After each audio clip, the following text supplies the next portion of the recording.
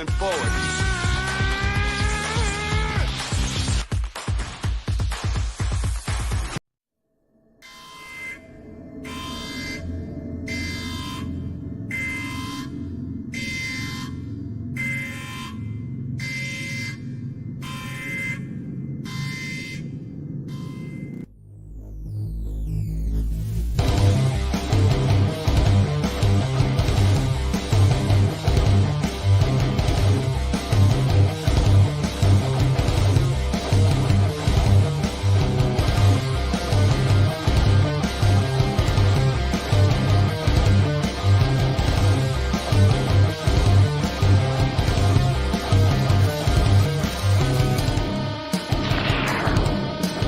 The following program is rated TV MAL. It contains strong language and is intended only.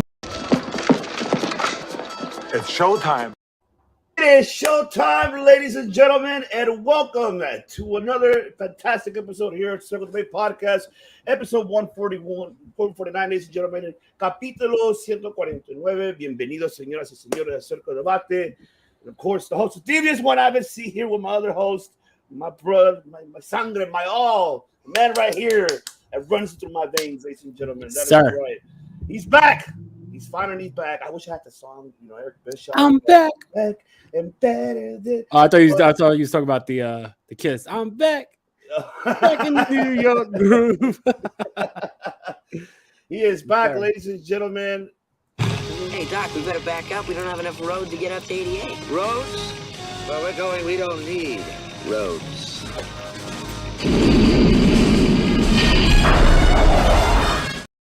No roads where this man takes you, ladies and gentlemen, because he is Mr. No Roads and he is Mr. DeLorean himself, who is now part officially of iHeartRadio. And once again, I want to congratulate, of course, mi hermano, Mike De Niro, ladies and gentlemen. That is right. He's here today. What is going on, De Niro? What up? What up? I'm so happy to be back. You know what I mean? Gosh, it's been a long time, man. I can't wait to, be on this show. Thank you so much. I appreciate the congratulations. And yeah, bro, iHeartRadio, but my home is right here, Circle Debate. So happy to be back, man. Yes. I appreciate it. Right in the corazón, huh? Sí, el corazón, sí, right in the heart. Right. But yes, ladies and gentlemen, before we get started, don't forget to subscribe and follow us here on Circle Debate and also on the Bloodline Network. If you're watching this on the Bloodline Network, Entertainment Network, make sure you go to bloodlinenetwork.com for all your needs. Go there as well for anything for entertainment, sports, and pro wrestling, MMA, boxing, anything you like.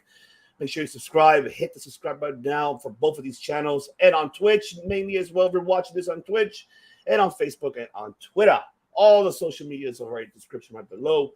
Make sure you do that and follow it because, man, we have got shit over here on the network and on the COD. And yes, so we don't need no roads. What's going on, Graydon? Hey, what's going on, Graydon? Hey, yes, what's happening? Yes. What up, brother? What is going on, Mr. D? Notorious DOM now, courtesy of course, Justin Tom. What's going on, what Justin?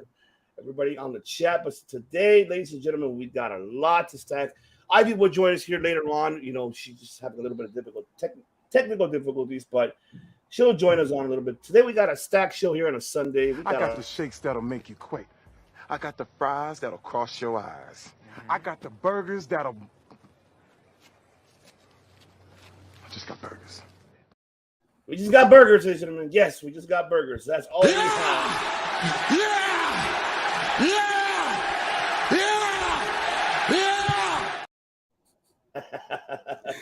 What? Oh, man. But yes, let's get into it. One thing I do want to get into, very brief, is, of course, we did had, quite an amazing performance for Mercedes Moné that happened last night. I guess you could say this morning for us in our time. Of course, her losing the IWGP World Championship to Mayu Iwatani. The match, the whole event was great from Stardom. I still got to go back and watch it. Obviously, we were at PCW Ultra last night, which was incredible. Go and follow us on our Instagram, and you'll see all the posts right there in the video, especially. And we will have a special interview for you guys here as well. Courtesy of the director. I'm not going to say who. You got to just make sure you follow, subscribe. But this match here, I guess with Mayu Iwatani and Mercedes Moné was great. after the post-conference match, Monet was asked what's next for her. And of course, she was like, oh, I feel like I'm going bankrupt here. I feel like I'm bankrupt. I feel like I lost everything. She called and then like, oh, wait, no, I didn't go bankrupt. My CPA said I'm good. And now the rumors, I guess, is true. So she extended herself another extended contract with New Japan and Stardom. And are you excited, De Niro? Give us your take for her to actually extend her time longer with Stardom and New Japan. Are you happy so far of Monet's career, how it's going right now in Japan, and did she make the right decision to stay? Yeah, I mean, I'm happy that she's going to be staying with Japan because she looks like she's having fun. And it's been a while since she was out there to have fun. So I think it's really awesome. So I think that, go ahead, stay in Japan for a little longer. You got a lot more, business to take care of. The matchup with her and Mayu, I was able to catch that. Great matchup. I definitely think that she's reinventing herself and she's having fun. So why not stay in Japan for a little bit? I know she even said that she wants to move to Japan too. So she might pull a Kenny Omega and move to Japan and be a full-time wrestler in Japan. I mean, that's right up her alley. This is where she wants to be. So that's awesome if she stays a little longer. Oh, yeah, absolutely. I think she has done tremendously, transitioning herself, becoming Mercedes Moné.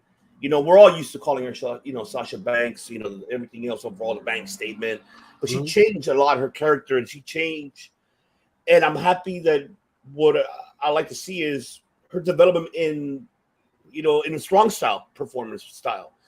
Her gaining that. But also, I love the fact that she's mixing it up with her lucha libre style that she has knowledge of, and now developing more of her strong style abilities and getting to learn from these women's, in Stardom.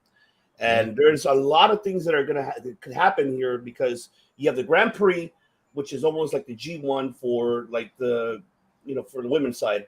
You're gonna have that. She may be participating in that, and also Julia lost her Stardom, women's title. So we might see them probably compete versus each other. I wouldn't mind seeing Julia versus Monet.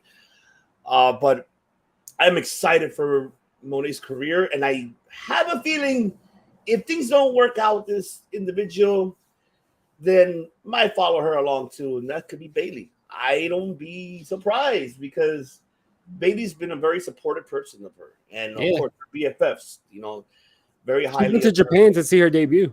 Yeah, exactly. So we might see that. We might see that, and then also with the rumors of Trinity 5-2 that basically she wasn't able to, have an agreement with Stardom was because she cost too much, but she already broke it down saying no, that wasn't the case. It's just that it was just really just the terms and conditions were not mutual. So I mean that's why it didn't happen. But I'm happy to see Monet staying, and man, she will be at Resurgence coming up in May 22nd here in Long Beach, California. Which I need to buy my ticket, damn it! I need to buy my ticket and go. Word. And also shout out to her Black Tiger outfit. Oh, that's right. She always has been paying homage to Eddie Guerrero, her favorite wrestler. Eddie Guerrero spent time in New Japan as Black Tiger, so really cool to see that too. Oh, that's true. That is very, very true. She did came out with the tiger mask. Let's see what I'm going to say. She could do more in Japan than anywhere she can go in the States. So I'm up for her sticking around. Yes, absolutely. Word. Yes. Yo, JoJo, what's going on? Yo, JoJo. Hey, let's see what Justin got to say. Mercedes is killing it in Japan. Super happy that she's staying there. Oh, me too. I think I'm extremely happy. And the one thing too is that it gives us, the casual fans, the audience, is we now could actually watch the product Stardom. I'm not saying that the other talents in that roster doesn't give us that attraction, but you need a gaijin like her, Monet, to give the American audience an investment of the product. And I feel that even Will Ospreay said it. Ospreay saying, "Oh man, she is a hot commodity for Stardom and for New Japan. She is mainly she's a star. The star of Japan, and she could elevate it to a whole different level for Stardom." And I totally agree with Ospreay. She could do that, and I feel that her staying there. Oh man, just the matches that we already seen by far, and this one with Mayu was. We could get more out of her, and I think we will definitely see more. And see JoJo got to see Mercedes is my favorite, to be honest. One of the best, absolutely, man. One Agreed. of the best he is. Agreed. Great, and maybe Psycho. Mine's Justin. Okay. But man, I'm happy. I'm hoping she has a great run still, and we'll see how long. You know what? One thing I want to see though, I do want to see. So we have a New Japan and CMML work. You know, they always work together. I wouldn't mind seeing her go to CMML, compete with the women out there. I'm not sure who's their number one top female out there, but I wouldn't mind seeing her going to Mexico and compete out there. I would much rather her in AAA, but we all know the whole shit with that. But yeah, it would definitely. I mean, it would be right up her alley to go to Mexico as well. Especially, I was just saying how much she pays homage to Eddie Guerrero. That would be awesome to see her in Mexico. Oh yeah, definitely. I think and then it will give eyes as well, you know, to that country mainly. But we'll definitely see what's gonna happen. All right, so the next one we got, yes, the budget cuts. Oh no. Once we heard this, it was done. You see, she's very passionate for the business, and yes, totally agree, JoJo. Yes, man. So Nick Khan makes the comments on the podcast that he was on the interview, and they mentioned about any budget cuts now with the merger with Endeavor. Which it hasn't been done completely officially until later on within the year, this year, excuse me. So, but when I mentioned about budget cuts, then he mentioned it will be very aggressive.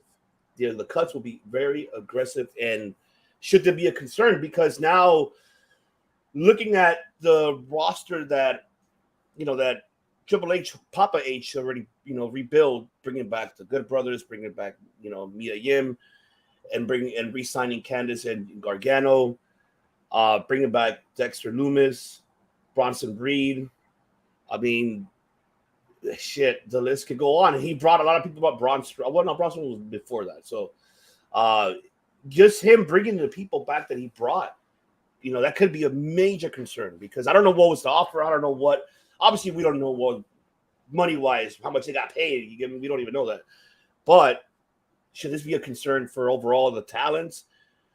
Overall, yeah, mainly the talents. Should this be a major concern? Because if he's talking about it's going to be aggressive cuts here, should the talent be worried? Especially Papa H, who the people he brought back. So, give us your take, what are your thoughts about this budget cut? Well, I mean, first off, this is. I know a lot of people are like, "Oh, this is crazy," but it's pretty much the norm when a big merger happens between two big companies. You get a lot of cuts because, mergers cost a lot of money and they try to recoup some of that money right off the bat. So I don't think that this is anything out of the ordinary for just a business decision for WWE to have budget cuts. And I could see this being more along the lines of production staff, just because, now if you're going to be merging the UFC and the WWE, then why would you need, what up, Tribal Chief? Why would you need what's called two separate production staffs? That's probably like a waste of money. You're not going to compete with WWE and UFC on the same night, so why not be able to use the same production staff for both? So I can see it like that. But I also, I don't know how many talents are going to be at risk, but I don't think it's going to be too much of the talents that are at risk, more so of like production staff as Devin just said, front office, I can see that. But yeah, this is the norm with mergers. When you merge two big companies together, there's usually big budget cuts right off the bat. Look at the big one between Time Warner and Turner, right? I mean, shit, look at WCW was the casualty. Even though they were making money, they were the casualty. Even the recent one with Time Warner and Discovery, there was a lot of budget cuts when they merged. So yeah, it's pretty much the norm. It's just since we're in the wrestling bubble, we're thinking it's going to mean this, mean that. I think that it's probably going to be less noticeable on air, though. Yeah, I agree, and I'm with also what Devin said. I think it's more like just the front office. I think especially they just fucking moved to a new building, and now it's like, oh shit, you bought this, purchased this building, and now for all your employees, you might have to cut half of them. What do you think about the building? It looks great. I think it looks good, but shit, the iconic Titan Towers with the windows, like I'm gonna miss that. I used to drive by that too when we would drive through Connecticut. Always. Yeah. Oh man, but this is a neat. I know, yeah, I'm gonna miss the Titan 12. Yes, I'm gonna miss it. Damn, Titan Towers. Rest in peace, man. Oh well. I mean, I'm pretty sure it's still gonna be there, but it's someone will rent it out eventually. Yeah. But I think front office, I think is the word is be a concern because especially with the UFC, how they did it with Dana White, they cut a lot of people off. They did. I think they saved about they did cut like 50, almost 50 million in budget cuts of what they did. But it was an investment because now we see a lot of things that are, UFC's up there now. The value is the net worth is worth more, and I think Endeavor. I think Ariel could do something for that. Maybe I don't see. A lot of people talking about hey, we might have some UFC front office combined with with the WWE. I don't see that. I would say the payroll style, let's say maybe the HR payroll, maybe that could be one. But that's why I feel like right now they haven't really. Could that be the case of maybe why they're not hiring anybody? Could that be the reason that is frozen? Why we didn't get no Jay White, we didn't get none of that. So it's all right, Yeah, I mean, I think for sure that's the reason. What up, Tim? I think that's for sure the reason because if you're already having the plans to cut the budget, right, and you're going to cut that budget, then the last thing you're going to be doing is adding more to that budget. So, of course, I think that, right now the plan was to just wait on everything until the merger's finalized and then cut the budget, do your budget cuts, and then, restructure, bring in new people. But I don't think, right now it's in the plans for WWE to add more to the budget that they're trying to cut. So that's definitely why I think that they, froze hiring new acquisitions. And yeah, like I said, I don't think it would, make too much sense for Endeavor to have two separate production staffs too. So I could see them merging a production staff between the UFC and the WWE, especially if it's one company. And like I said, you're not going to have them competing on the same night. So that production staff will always be available to go to both WWE and UFC. So I can see a lot of people in the production and not like the producers, not the Kevin Dunns or anything, but I mean like the people that set up the lighting, the trucks, the stages, all that. I can see that being a part of the cuts.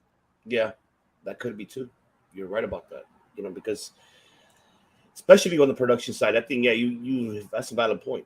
That is a valid point. But we'll wait to see later on throughout the year. I mean, we'll see. Let's see what Courtney got to say. I came back to WrestleMania, so I'm glad you're back, sis. Good to see you back in action. Courtney? Yes, hell that's yeah. Right. Shout out to the CNC Wrestling Podcast. That's right. Check them out. The CNC Wrestling Podcast. They kill it every Saturday, man. Mm-hmm. Oh man. But we'll see what this budget comes. We'll see later on in the year. But I don't think the talent. Maybe I don't think so. I hope not. I hope we don't hear, oh, well, hey, we got a roster cut. We got to, especially what we're going to talk, about next, because starting on Monday is, of course, it's draft day, baby. It is draft day. So this is going to be the one that, there's a lot of things. Call-ups they just revealed 96 people in the roster, I guess, on all brands are eligible for this upcoming draft starting, which is coming up this week, I believe. It starts tomorrow, I believe, on Monday. I believe it does. I'm not quite sure. I have to go back. But what are your expectations for the draft? Are you excited? Any call-ups that you see, happening? Thoughts overall? And then some of these, if you notice, it's all the champions that we have here. We have of course, the Tribal Chief, of course, #1000days. And of course, you have Austin Theory, the U.S. champion, Gunther, the Intercontinental champion, and of course, Bianca Belair, Raw Women's champion, Rhea Ripley, SmackDown Women's champion, and Sammy and Kevin, the undisputed tag team champions. What are your expectations, dinner overall? And give us your take on the draft. Expectations. Who do you see from NXT? Or do you see anybody from NXT? Give us your take. Break it down, brother. Yeah, I know a lot of people are over brand extensions and drafts and all that. I am still, living in the past. Like I get excited for the draft. I love the drafts. I love the brand extension. I just like when it's done right, and I like when it's done properly. I feel like the last time we had a good, proper draft, and both shows had their own separate identity was 2017 when, SmackDown was hot, right? And Raw had their own identity. I think that this could be that. I hope so. I hope that both shows have a different look. You know what I mean? Right now, Raw and SmackDown has the same look, but it's, one's blue, one's red. Like, bring back the blue ropes, bring back the red ropes, give the shows their own identity like they were back in the day. I'm excited for that. And yeah, you could really have more opportunities for guys when you have these drafts because, not every star is on one show. It's separated. So it allows you to give more opportunities to guys who are, on the cusp of being at that point, but then are not on the shows every week. I look at a guy like LA Knight, who right now he's really becoming an organic star for the WWE, but we're not seeing him push to that potential. I think that, separating the rosters and having that draft could allow him to be a star on either Raw or SmackDown. So I'm excited for that. Like I said, I do hope that both shows have their own identity and not looking like the same show with different colors. And yeah, I think for NXT, it's always interesting when you got some NXT call-ups. And right now there's a couple guys who I think is, prime and ready for the WWE main roster. I look at a guy like Braun Breaker, like how much more can he do in NXT?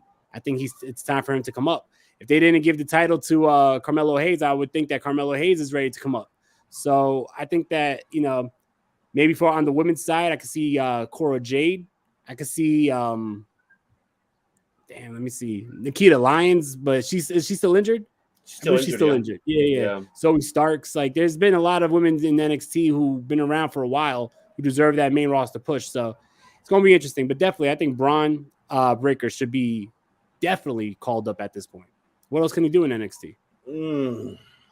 For me, Braun should be more of a trilogy with Carmelo, because this is only one and done.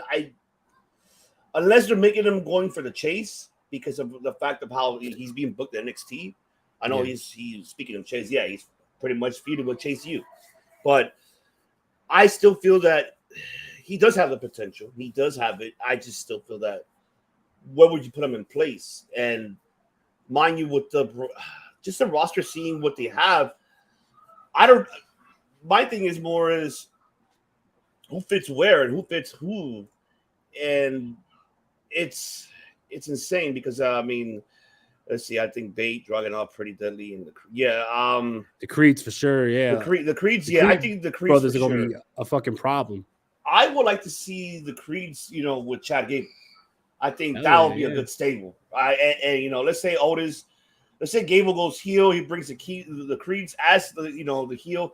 That's your Team Angle 2.0. A little more serious. Yeah, a little bit more serious. Yeah. Man, there's so much potential that NXT has, but I still I feel Zoe Stark is ready. I think the women's side, I think Zoe Stark is ready. Yeah. I wouldn't mind seeing her with the likes versus, Rhea, Bianca, Becky, Bayley, like even her in Io Sky, Dakota Kai. I wouldn't mind seeing her. I think she's ready. I think her and Indy are the ones that are ready for it. Yeah. I don't know how part was thinking. I think it's her time. Now you can have her and Candice LeRae. They could be the tag team, and help kind of elevate those titles that really don't mean anything, but hopefully they can do it. I mean, there's so much possibilities what they could do with on this. But that would be a killer. I'm glad you brought up tag teams. Do you think any tag teams will be split during this draft, and which ones? That's a good question. I have a feeling that we're gonna get the split of Carrillo and Garza. Something tells me they're gonna split them. They're a tag team. They might split them up, but they shouldn't. Have you seen Carrillo lately? Motherfucker's jacked. He's jacked. Yeah, he put on some size. He put on some good size. Really, really good size. Oh man. And then whatchamacallit? And then let's see, tag teams. I hope the Viking Raiders, if they don't, that makes no sense. I don't think any tag team should be, separated. I think the one thing they should do is this is depending on how this is going to work out for either network. Because remember, mind you, that which we forgot to mention that, pretty soon they're going to expire. I don't know what Endeavor's going to do with their TV rights deal for WWE for Raw and SmackDown. I think they're stuck with Fox for quite some time, longer than USA Network.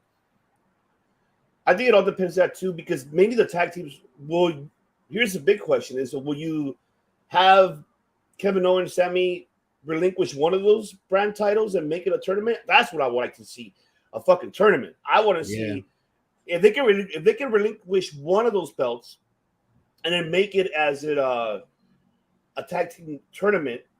Who making it pretty much going for those titles. Oh, that'd be so awesome to see, because you're building up again the tag team division. You need that. We need to see the likes of the Good Brothers. We need to see the likes of Carrillo and Garza. I still want to see Legado too, because even though they're getting TV time, with Judgment Day, but I still like to see more of a push of the other two, because I feel the other two deserves more of a chance as well, not just only Santos Escobar. Yeah. Also, of course, the Profits. But by principle, I think that if you are going to split the tag team titles because of the draft and separate, shows, by principle, you would have to do the same with Roman Reigns, because, if it's, the draft means they're going to separate shows, then Roman might have to split those titles as well. Yeah, unless they do something different, of course, that they'll do the undisputed, combine, make it in one belt. I mean, that could be the case too.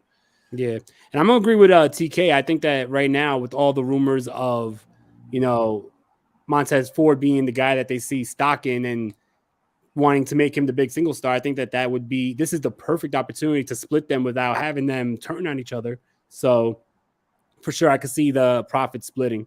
Probably Montez stays on Raw. You got Angelo on SmackDown. Then when they have the pay-per-views, they always come together. But yeah, I think that it's going to be a little interesting though if you do decide to split the tag titles, because that means that you would have to split the World Championship. I think that maybe the tag titles and the World Champion, they could go to either brand. Like, that's how I would keep it. Yeah, I would too. I would like that too. But it just, I think for me, I think it has to do really how you book them and like how you book the shows. Yeah, and how do you book the stories? That's the thing. I don't know what's Paul Levesque's idea or what is his intentions. Like I mentioned last week, I said, I know people were talking about Vince is back. Okay, yeah, Vince is back. Oh my God, he's here. He's making Raw and SmackDown shit again, rematches after rematches. I mean, yeah, we do see that, But see, Justin Thompson, not a big fan of the draft, but being the recent titles get split. I agree. Yeah, Roman's never. Well, I mean, he doesn't need to be there all the time. He doesn't need to be there. He doesn't need to be there because you need to acknowledge him. You have to acknowledge him. You there, sitting at home. Acknowledge me. You have to acknowledge him. Yep. But I think we'll see where it goes from there, because put it like this: if Vince is fully back in creative control, we will this split, this draft. We'll see if we see all the talent that Triple H brought back into one show. That means Pop H is going to run that show. Yeah, good point. And that means he's going to run that show. Something tells me, and I have a feeling, Vince is going to keep Raw, and he's going to have Triple H do SmackDown. Which I think it should be the other way around. I think it should be Triple H running Raw, because it gives him 3 hours to fuck with, and him to how to put everything in place. While you have SmackDown, Vince has his 2 hours. He can do whatever he wants with your promos and all your, your segments. I mean, yes, justice for Cody. Jesus. No justice for Cody. No. Personally, I don't think that Vince McMahon's going to play too much a part in creative. I think that all that was rumors. I think Vince has input, but just like Nick Khan said, right now, head of creative is still Triple H on both ends. So I think that, he's always going to have input from his father-in-law, and his father-in-law is always going to want to give input. But I think that right now, when it comes to creative, Triple H has still like the reins of it. Yeah. people. I know people have been complaining about creative of Raw and SmackDown lately, but you have to understand. After WrestleMania, a lot of the big major storylines end, and now this is you gearing up to something new. So with that, you're going to have like a little bit of a down period as you start to build up new storylines. And then on top of that, when you have a draft on the way, why would you have so many feuds that you're really invested in when in a couple weeks we don't know who's going to be where? You know what I mean? I feel like after this draft hits, say in like 2-3 weeks when this draft is already over and we know who's on what brand, that's when you're going to see the product start to heat up again. Because now you could really commit to certain storylines without having to separate them. Mm-hmm. That's true. That is very true. Fuck, man. It's going to be very intriguing to see. We're going to be paying attention to this for sure. And all right. Let me ask you. So let's talk about the U.S. and the Intercontinental. How would you book that? Would you put Theory on SmackDown or you leave him on Raw? I say keep it the way it is. Theory on SmackDown. I mean, Theory on Raw. Gunther on SmackDown. I feel like both are killing. Now, you know what? Change the scenery. Fuck that. Bring Gunther to Raw. Bring Gunther to Raw. Bring the whole Imperium to Raw. Put Theory on SmackDown. Change it up a little bit. You know what I mean? Both are killing it. I wouldn't take the title off either of them.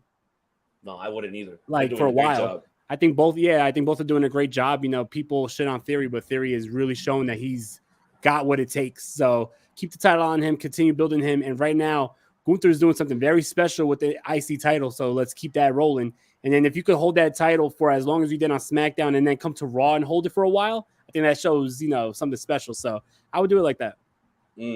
Just swap the shows. What about the women's side? What about with Rhea and Bianca? I think it's just going to be too awkward. Kind of like, the last time where you had Charlotte and Becky having to switch titles. Like, you remember that whole initiation ceremony, whatever the fuck it was? Yeah. I mean, to be honest, I would keep Rhea on SmackDown, keep Bianca on Raw. Yeah, that's true. Everybody, Imperium and Gunther and Raw, I think would make sense. I think that does. It will give you something new and fresh, and it gives you more opportunities to mess with him, like with the Imperium itself. Yeah, I would like that. And then pretty much talking for Judgment Day. Might as well, since Rhea's on SmackDown, Judgment Day over there to SmackDown. Something different. Which I think is going to happen. I don't think that group, they should not separate. They should. No. You got something fresh there. Don't. Vince McMahon. I saw the Ring Fanatics show where they were talking about, what's it called? Dom going on his own and Judgment Day going to one show and Dom getting separated from them. Like, as funny as that would be, like Dom feeling like a lost puppy, you know what I mean? Like, hey, wait, I don't have mommy no more. I don't got backup no more. I don't know. I think that right now there's still more stock in them all together as a team. Yeah, there's still a lot more. There's still a lot more there that need to help, continue to develop. See what Justin Bronson Reed should win the U.S. title. Theory Reigns is completely flatlined. I mean, right now I think it is because they don't. Who are they gonna book him with? And now that you're having that triple threat at Backlash between him and Bronson Reed and Bobby Lashley, I mean, okay. I didn't want that to happen, I'll be honest. I really wanted more Bronson and Lashley having their one-on-one match because that I do want to see. But I don't know why they added him to the title picture. It doesn't make any sense to me too. So I'll agree with you on that one, Justin. I don't feel that it's knowing where they book him and where they put him. I feel that's how I feel that who would they book him with? I mean, I think if we put him on SmackDown, then we could probably see something different. We could see the likes of maybe Karrion Kross going after him. Shinsuke probably go after LA Knight probably go after him. He goes face. I will keep LA Knight on SmackDown. I would keep him on SmackDown. Yeah. He's going to be your number one fucking star on SmackDown. I guarantee you that. I'll tell you what I would like to see. I would like to see the Profits split here in the draft and down the line, not anytime soon, but maybe Survivor Series time. Like, keep the title on Theory, and then eventually Theory drops it to Montez Ford. I think that those two are going to be a great feud, and I think that Montez solidifies himself as a singles wrestler by beating Theory. Okay. I like that. Yeah, I think that could happen. Then I mean that then we probably will see the profits, split up. Yeah. No, Dom, don't say that. Don't say that, Dom, because I hope not. no, I hope not. No, don't say it. You're lying. They're lying, damn it. No, they're not. No. You think this is a game to me? I served hard time. Served hard time, all right? He served hard time. Don't do this to me. Yes, we do need another match. Damn it, we do. We do. So yeah, I mean, we'll see. We'll see the outcome of this draft. We'll keep an eye on it, and I'm excited, and I am stoked. With Jojo. Hopefully, the draft fixes everything for WWE because nowadays, well, right now because it's fresh. It's right after WrestleMania, so they have to write another 6-month stories and for each one, and which one will work and which one does not work. It's never, that's why they should have a season off. But, in pro wrestling, there's no such thing as having a season off. 1,000 days, yes, keep LA Knight on SmackDown. Yeah, oh, yeah, I'll do it for you, Justin. I got you. I got you,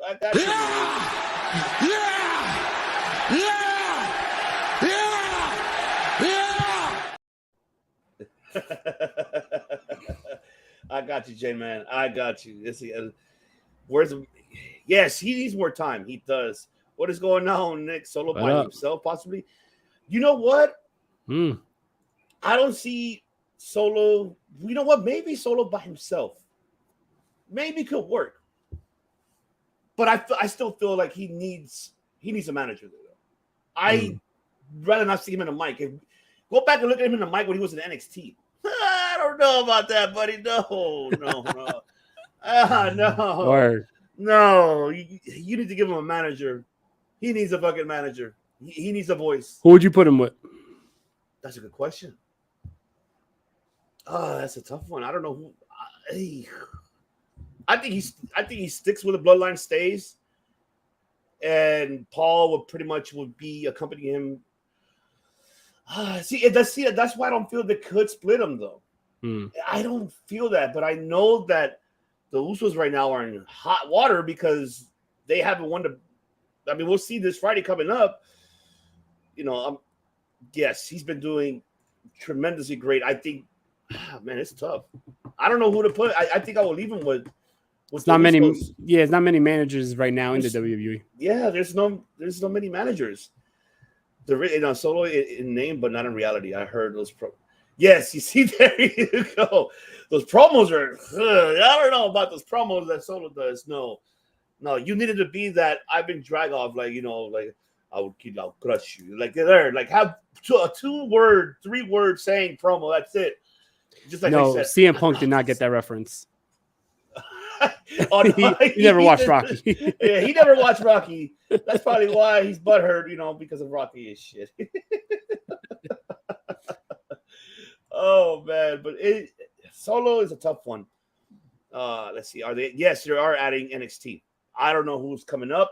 Everybody's saying Eli Dragunov to SmackDown, supposedly. I don't know. That's rumor in your windows. I'm not at their sheet. We're just only our opinionators. I'm not quite sure. Selena's chancla at Raw.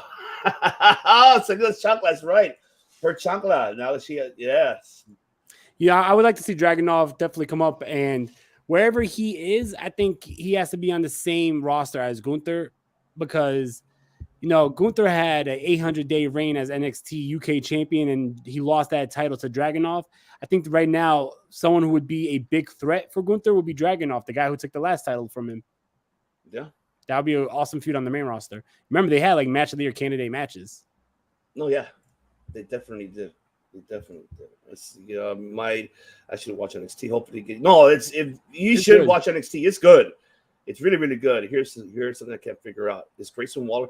No, he is not ready to come up yet. Too soon.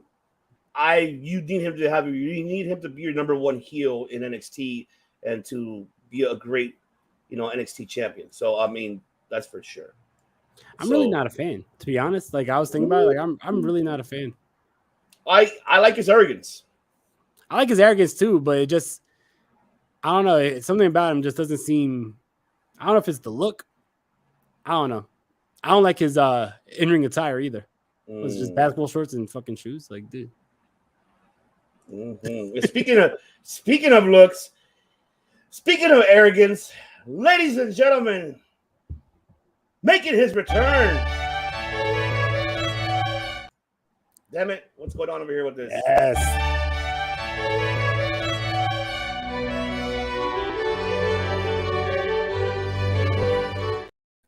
Is back. Let's He go. is back. Ladies My and guy, gentlemen, what's up, man? But I'm back. I don't have the glasses, but I've got other things in the arsenal. The glasses are hidden somewhere else at the moment, but I've got other arsenal. How you been, bro? Oh, cooling down right now. Oh, I love this weather. Don't have the AC installed quite yet, but you know, if you guys can't hear too many fans, can you on my end? Not really that much. Yes, we're doing it. Good. Then we Gucci. We Gucci Yeah, up in we this bitch. Gucci. We're on fleek. I missed you, bro. Yes. I'm gonna use all the most current Gen Z slang just to be and in the most cheesiest Don Callis type way I can possible. You know, it's no cap AEW. This is the no. Have you guys been? We haven't titled any episodes with like stuff that's been said in the episode, because I see that with other podcasts, like, you know, like this is the Octomom episode or whatever. Oh man, the Octomom references are running wild, bro. Yeah, still running wild. But yes, ladies and gentlemen, Matt Callis is back, ladies and gentlemen.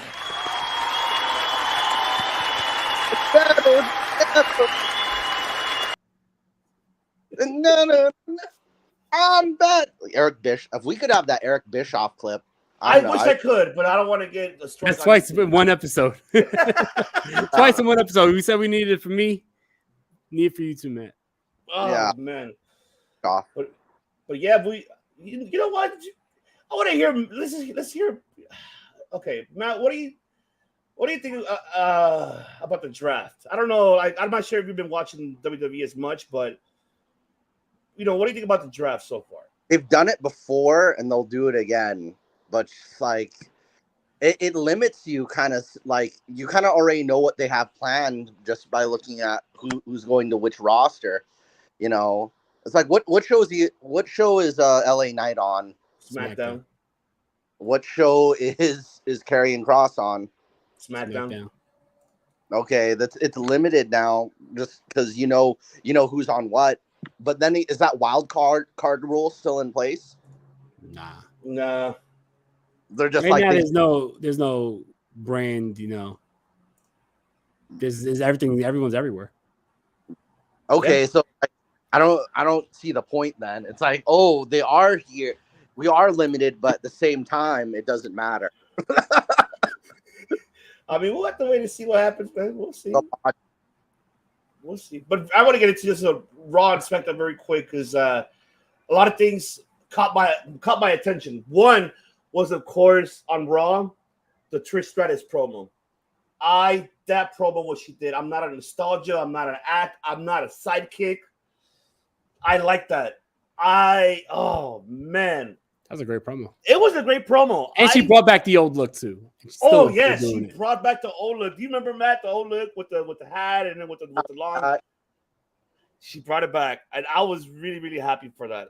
What theme song was she using? Was she using? Oh, it's time to rock and roll. Yeah. One. She was still using that one. She was still using it, but I liked it. I think that promo really, really hit. I'm telling you, like, and also Miz and Seth Rollins had a good match. I think that was a really solid match. Got enough time too. Yeah. Enough time. That was wrestling, I'll tell you that. That's Stalin. But now that we have Trish as a heel, and also we heard that, I guess, rumor, okay, guys, rumor in your windows that Lita is not clear to return at all anytime soon. She's really injured, I think, from her last match we saw. But yes, I bought the Trish promo. Yes, absolutely. I guess she can be a manager. She's got the experience. Yes, MGC. Back There you go. Yeah, but man, but yeah, go ahead, Danilo. Give us your take on that one.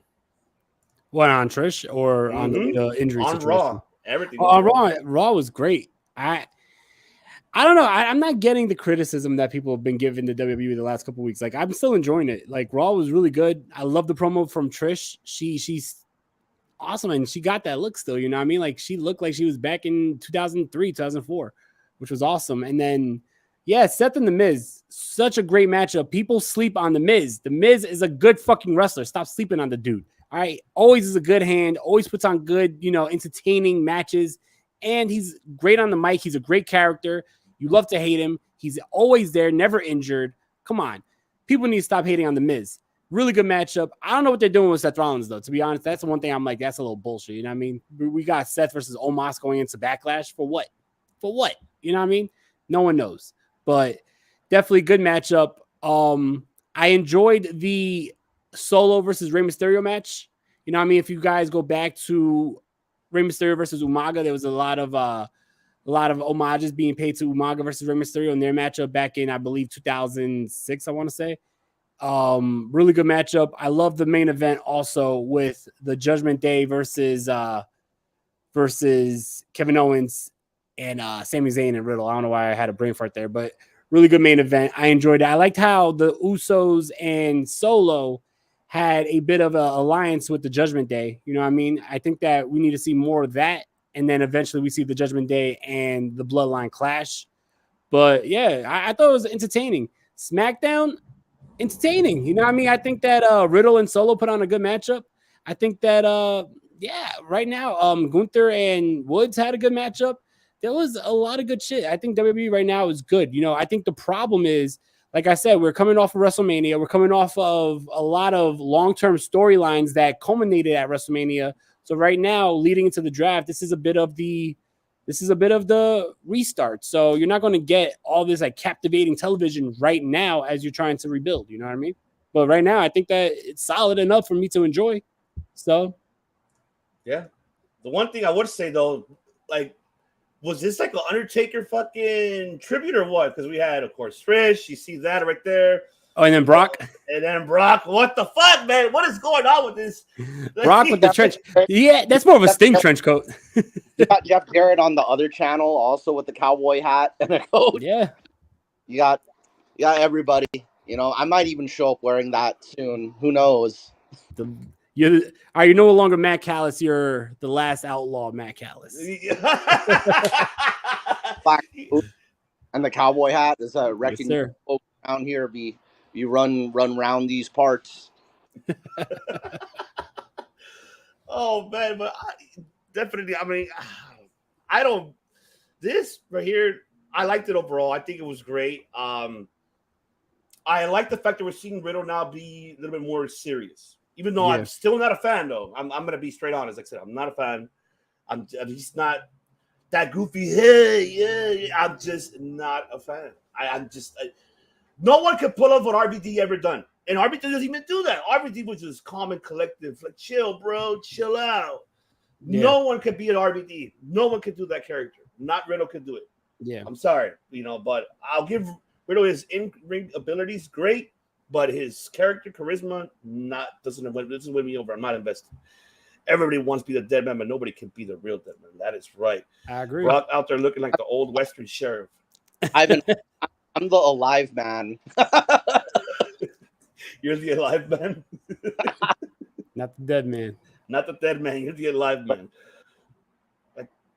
Yeah, I get it. I'm with you too. I'm with you on that. But I liked, and then Gunther. I don't know, man. I'm loving Gunther and Imperium right now. They're doing so much good shit with them. I'm really happy that they're really using him and investing him very, very well. I mean, and just to read, Justin's, comments here. As much as I love Trish, the promo wasn't great. She was no one sidekick yet. She was in a situation and feud where she was always going to be that. I know, because they book her that way, and I think that's probably what happened here. And it's like Brock out there looking like, yep, he does. Yep, that's right. I don't know, Matt Callis. I don't know, have you been paying attention? But what do you think? I mean, I don't know. Have you been watching the product as of late? I know you've been a busy man. But what are your takes overall? What you so far know? With WWE, Raw and SmackDown with the Becky and I watched WrestleMania, and I think one of the best things I should probably add you guys to this group, the Simpsons wrestling memes group, the You Can't See Me Simpsons wrestling memes group. So much good stuff on there. You know, it's almost like a meta commentary on everything that's going on. You know, it's like, oh yeah, it's like Solo's hiding underneath the floorboards or whatever.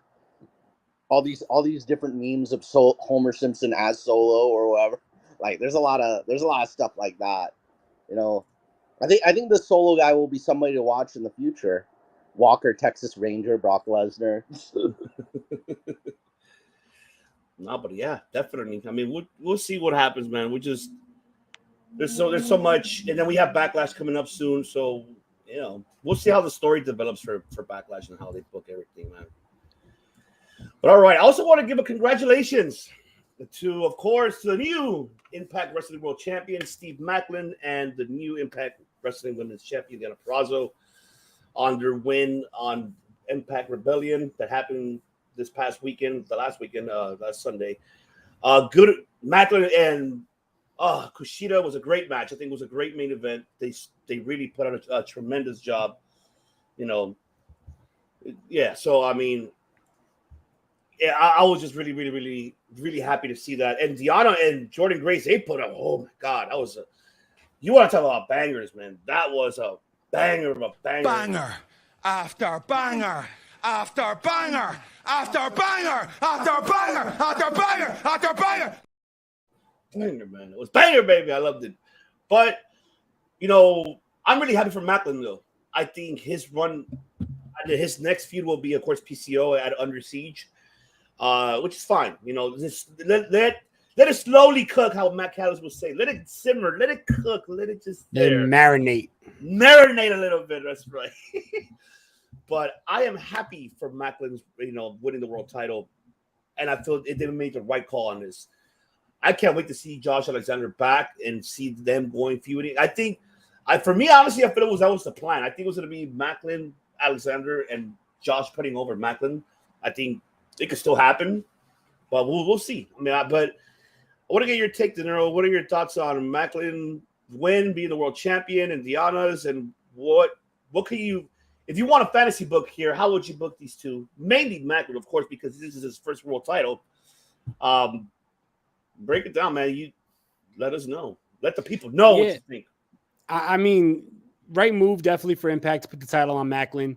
I think that Maclin was being built for this role as world champion anyway, whether Josh got injured or not. So I think that this would have been the right move, even if it was against Josh Alexander. So Maclin's been being built up the roster. He's been built up the card, and you see a night and day difference from where he was when he got released from the WWE to where he is now as a character, as a ass kicker, as just a badass, you know what I mean? So definitely a good move. And I think that right now, the best thing I think you would do is just keep the title on him, let him run through the roster a little bit. I still think that eventually we're going to have Speedball work his way up to the heavyweights and then go against Maclin and probably, you know, Bound for Glory. That would be a good matchup. But I think that, I think right now you just let him run with that title, have some matches against guys like Moose, have some matches against guys like PCO. He's going to be going against PCO. It's going to be interesting, but Maclin right now, they made the right decision with this. And also they made the right decision with Deonna. Deonna is one of the best women's wrestlers in the world. And I think, if I'm not mistaken, I think that Jordynne Grace's contract is running up with Impact, and she might not be re-signing. So I think that, you know, it was the right move for Deonna Purrazzo, who is with Impact right now, to be their champion. Like I said, she is one of the top women in the world. So, no, absolutely. I mean, I can't wait. But I didn't know that. I didn't know that it was Jordynne Grace's contract is running up. So that's oh wow, okay. Matt Callis, how do you feel about that? Speedball Mike Bailey, like you brought him up. He's one of those guys who's always in the right place at the right time.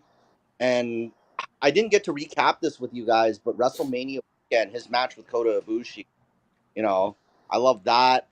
They keep putting him in really good matches, you know. I mean, pretty soon, I wouldn't be surprised if he's PWI top 10, top 5, or the hottest agent in the business, and sooner or later, or world champion. He's got a lot of different things to do. As for Deonna Purrazzo, there was that short, what was it, the Ring of Honor stint, and now back into the Impact stint. She's kind of like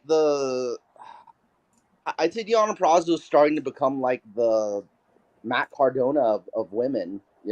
She's a big deal in the outer world, the outer world of wrestling. I gotta do my homework on Steve Macklin, but Deonna is like, I'll honestly say she's the Matt Cardona of women's wrestling. I like it. I like that. That's a good. Yeah. You know what? I didn't thought about that, but I like that. Was that a Like, curveball? I think that was a curveball. It was a curveball, was it? If you want it to be, it could be. Hey, I got my glove ready. I knew you were coming. I got my glove ready. Hold on. But I wanted to save this for Let's when go. we talk tonight, but I'll throw it anyway. Throw it. There you go. Oh, wait, I missed. He caught it. There's nothing. I missed. Shit. Oh my God. Wait a minute. So that's okay. I think I would say you're right on one thing, but there is another person that is heading towards the Matt Cardona level, and I'm creating this thumbnail for you because we talked about it, but since you are the analytic, you're the expert of it, and hold on, I'm creating it right now because that's the reason why I want to kind of debate that. Could I be at the debate of the week? No. Hold on, I'm creating this right quick. I'm trying to do it as fast as I can. My bad, Craig. My bad. I'm just trying to do this because you mentioned she's the next Matt Cardona. I don't think so. I think this person is heading to be the next Matt Cardona. And because we talked about her earlier, and I feel that she could do this. And this is your girl that I'm talking about, Matt Callis. Your girl too, because I think she's the one who could be the next Matt Cardona. This girl right here. Mercedes Moné could be the next Matt Cardona in the Indies if she decides. Well, I don't think she'll go to the Indies like that, but I think she could be the next Matt Cardona. I travel around winning titles. Yeah, I want to see how I hope her Mayu Iwatani match hasn't happened yet, right? Yeah, it already happened. Oh, and she came out on top.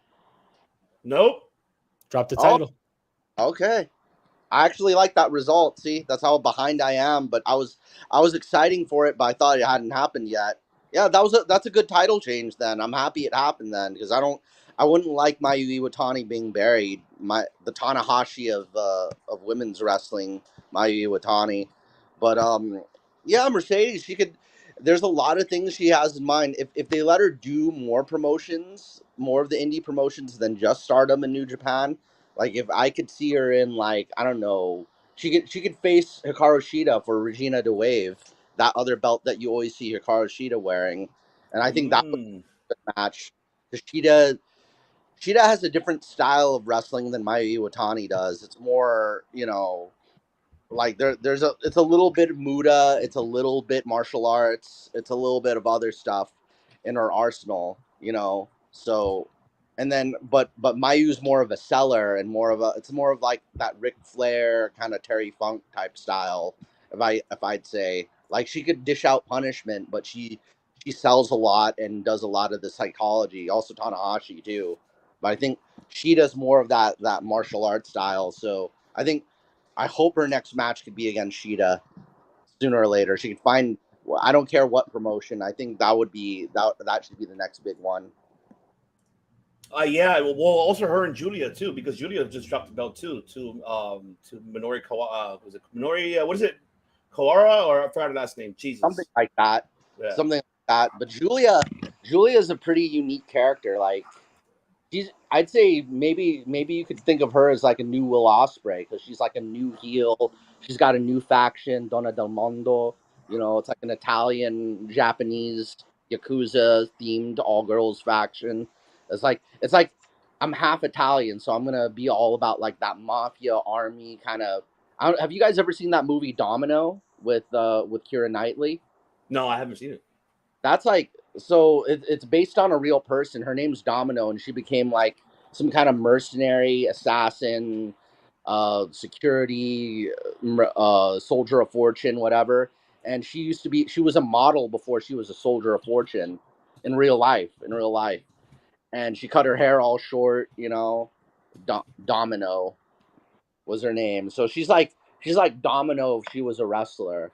It's this woman. She was a model who shaved her head and became a mercenary. Like Deuce and Domino? What's up? Said Domino if she was a wrestler, like Deuce and Domino? If I knew. I knew. All right.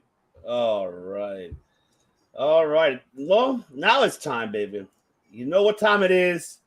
It's about that time. Hopefully the director makes it because director got overwhelmed last night, but I mean, he was happy, excited for PCW Ultra, but we might see him jump on in while getting tatted. Maybe, I don't know. We'll see. That's if we see him. He's getting the COD logo tatted on him right now. Yeah, he is. Right on the neck, like Cody. Oh, let's see what Brian got to say. What else can you say about Mercedes? That toast of the titles with Okada was a classic wrestling moment. And the outside of Tanahashi and maybe Naito, because Yusuke has to find something special in you. Agreed, Brian. Very. Yes. It's time, baby. And you know what time it is. It's time! It's time! It's Vader time! Still got my glove on for some. Dynamite, ladies and gentlemen. It happened 96 hours ago. There you go. I got my math right this time. Damn, look at you. Yes. Yeah, it's been 96 hours. Jesus, 96 hours? Say Wednesday, Thursday, Friday, Saturday, Sunday. So 24, 48, 72, 96. Yes, 96 hours. Yes, 96 hours ago. That's what happened here on Dynamite. And, man, look, I'm going to say this right now. People are going to give me shit about this. But this felt like a fucking WWE episode. You know what? The promos, just the entertainment aspect aside, it felt like it was WWE. Like, I felt it. As much as people might say, what are you talking about? No, it didn't feel like WWE. Well, it did. That's fucking bullshit. Bullshit, Tony Khan, because it felt like WWE. You're watching the product. I know you are. Don't bullshit a bullshitter because you are watching Tony Khan. And you're watching us here too as well. So I already know you. I know you. What's up, Tony? What's going on, Tony Khan? It's popping, Tony. Yes. It's better time, baby. Yeah, better time. But man, let's get into the first segment of the opening of it, and that is the 4 Pillars segment. Oh man, This is the one. We see Jungle Boy Jack Perry or Jungle Jack, whatever they want to call him, coming out first. Then Sammy, then Darby. And then, of course, the promos going at it with each other. I respect you. You respect me. I respect you. You and I respect each other. I like you more than this guy. Too many pointings, like everywhere. Like, oh, we're everywhere. We like each other. Like, it looked like that Spider-Man meme where they're all pointing at each other, like the 3 of them. They did look like that, though. They did. Oh man! And then, of course, MJF coming out. Yes, there it is. Yes, of course. No, you're bullshit, Tony. Yes, he's bullshit. But Anthony Khan, double here, 4 MJFs. 4 MJFs. The meme, the Lenny, what was it? The Simpsons meme. I'm seeing double. There's 4 of them. But man, all I know is that MJF coming out saying, "Hey, look. A good friend of mine is Tony Khan. We made an agreement. So we got to do a first ever Pillars tournament match. First person gets a first round bye, which Darby gets a first round bye. And now you have Jungle Boy, Jack Perry, whatever you want to call him, versus Sammy Guevara in the main event. And the winner of that will advance and face Darby Allin the following week. And then the winner of that will face MJF at Double or Nothing. Now, I'll tell you, I will digress mine very quickly before I ask you guys. I like this. I'll tell you this right now. I like the story. I still feel I'll save myself for when we hit to the main event. But this story by far, I like the fact that if you guys pay attention, they're really pushing Jungle Boy. really, really good. They're making him I look agree. strong. They are making him look strong and because, you know, like I said, I'll stay for the main event. But I feel that this story is perfect because now we have fresh faces individually.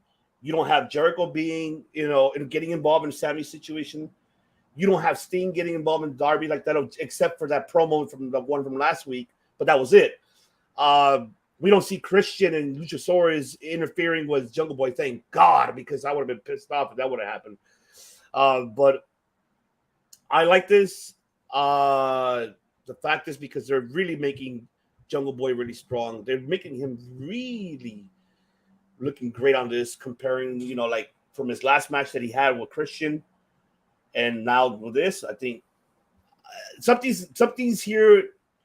I like that they're simmering it, okay? They're basing it, all right? They're basing it. They're just putting it like, oh, putting that salt there, baby. They're putting that salt, babe, right there. Yes, I love it. Fantastic. Mwah, chef's kiss when we'll get there. But man, De Niro, give us your take about this segment, brother. I hated it. No, and you know, usually I'm joking when I say that shit. I'm gonna tell you why I hated it. Hero, remember in Living Color, Men on Film? Hated it. And Living Color is a classic. I haven't heard it in Living Color in years. Shit. Hated it. Men on Film with Damon Wayans and David Allen Greer. Yep. The little hats. I think the reason why is because, all right, there's one thing I liked about this, right? And the one thing I liked about it is something that I've been saying that AEW needs to do more, and it's give a main event that hasn't been pre-announced, right? So we were able to have an opening segment that announces a main event for later in the show. That's awesome. I want to see AEW do more of that instead of announcing every match and segment before the show starts. You know what I mean? Let some things be a surprise. So that's awesome. But the promos sound the same between these four guys, and I especially did not like that Darby Allin the last couple of weeks has been sounding like the ultimate babyface. I'm here for AEW. AEW lets me be myself. But then you had these guys basically act like Darby Allin was the heel here, because both Jungle Boy and Sammy Guevara was talking about how Darby Allin is an asshole backstage and he stays to himself. He's antisocial. Like, that was not what we were, listening to and hearing the last couple of weeks. So why would we switch up on Darby like that? Also, I feel like they're forcing Jungle Boy to be the star of these four, but Jungle Boy on the mic still sounds very bland. So it sounds like it feels like they're trying to like shove him down our throats. I think that Jungle Boy needs to do less talking, more fighting. I think that Darby Allin should not be treated like a fucking asshole backstage if he's, the last couple of weeks being the guy who's waving the flag for AEW. Like, hey, Max, you want to leave in 2024? I want to leave never. I love this place. But all of a sudden this week it's like, but you're an asshole. And that's coming from the other babyface in the ring. That didn't even come from Sammy. That came from Jungle Boy. So, and then also, I don't like the whole, we know that this is going to end up in a 4-way match anyway. We know that this tournament means nothing. So, I mean, because why would you build up these four guys all going, head to head, and then have it end in just a fucking, one-on-one matchup at Double or Nothing? I don't know. I think that they're trying too hard to give these guys screen time because they started this storyline a little too early and they're trying to stretch it out as much as they can. And it kind of feels like, hey, we still got a couple more weeks. We got to stretch this out a little bit. Let's slow it down a little bit. So let's just do the same thing we did last week.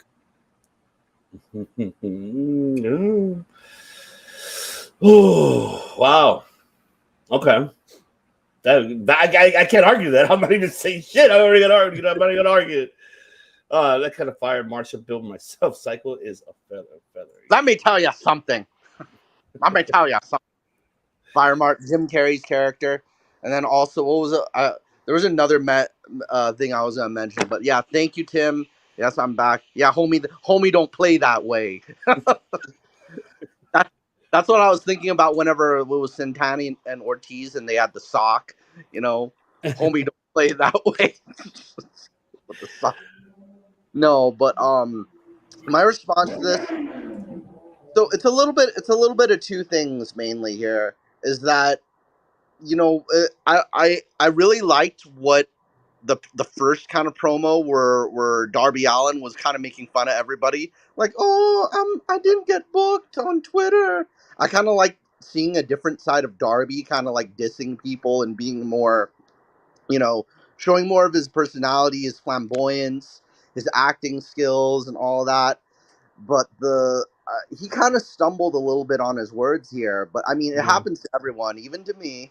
But if he's got enough practice, I don't think that stumbling would really happen much often, if at all. And then in response to everybody cutting a promo on each other, Darby is supposed to be the babyface in this situation, and it looks like he's going to win this one, because if it comes down to Sammy and MJF, everybody hates Sammy, so there's no way he could win. Right now, I don't know what Sammy could do to become likable. He's gonna have to find the cure for cancer, or he's gonna need to do something. Like what do you think Sammy Guevara could do to get himself to be liked? Just give us free. I don't know. He's got to do a lot to get liked. Is all I'm gonna say. I agree. He's got a lot of things to do. I'm back and better than ever. Mm-hmm. Yeah, but I'll say, and about Jungle Boy Jack Perry, I like how his voice sounds. He just has to have some better things to say, though, because for a great tone, this is like a hip hop thing that as a rapper, Mike, you would know that voice tonality matters, but also lyrics and then your flow and all this other stuff. Yeah, all that matters, and you have to have all of the above to be the full package. Jack's got a good tone, but I think his voice almost doesn't match his character in a way, because he doesn't sound like a boy. He sounds like a man. He's got a very strong voice, and then the look. Now he's wearing more black clothes. Maybe he should try different looking gear, just Jack Perry on its own, and just be very, what's his name? Very, very Nick Bockwinkel about it, because I like how he just needs some better material, than what he was saying. I want some more. I want some more creative words from Jack Perry. Go to the Eddie Kingston school of promos, and the MJ and all the different promo classes.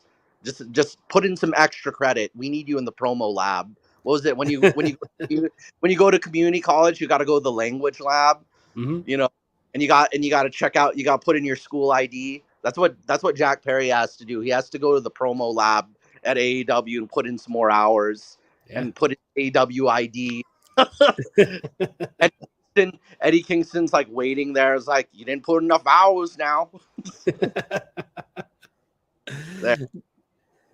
Let's go into the first matchup of the show. We had Jamie Hayter. Hold on, let me get this. There we go. We had Jamie Hayter and the Dr. Britt Baker, hometown girl here in Pittsburgh, going against Ruby Soho and Toni Storm. I like this matchup. I liked how, that crowd went absolutely apeshit for both Jamie Hayter and Toni Storm. Even though you had a bigger reaction for what's it called? Dr. Britt Baker, Jamie Hayter got a huge reaction from that crowd as well. I thought that was awesome. You had her parents in the front. And yeah, overall, really good matchup. I thought the matchup was good, and I liked how it played into the storyline later on in the night. But we'll get to that when we get to that. But definitely, I enjoyed it. Yeah, I'm with you too. I already enjoyed it. It was good.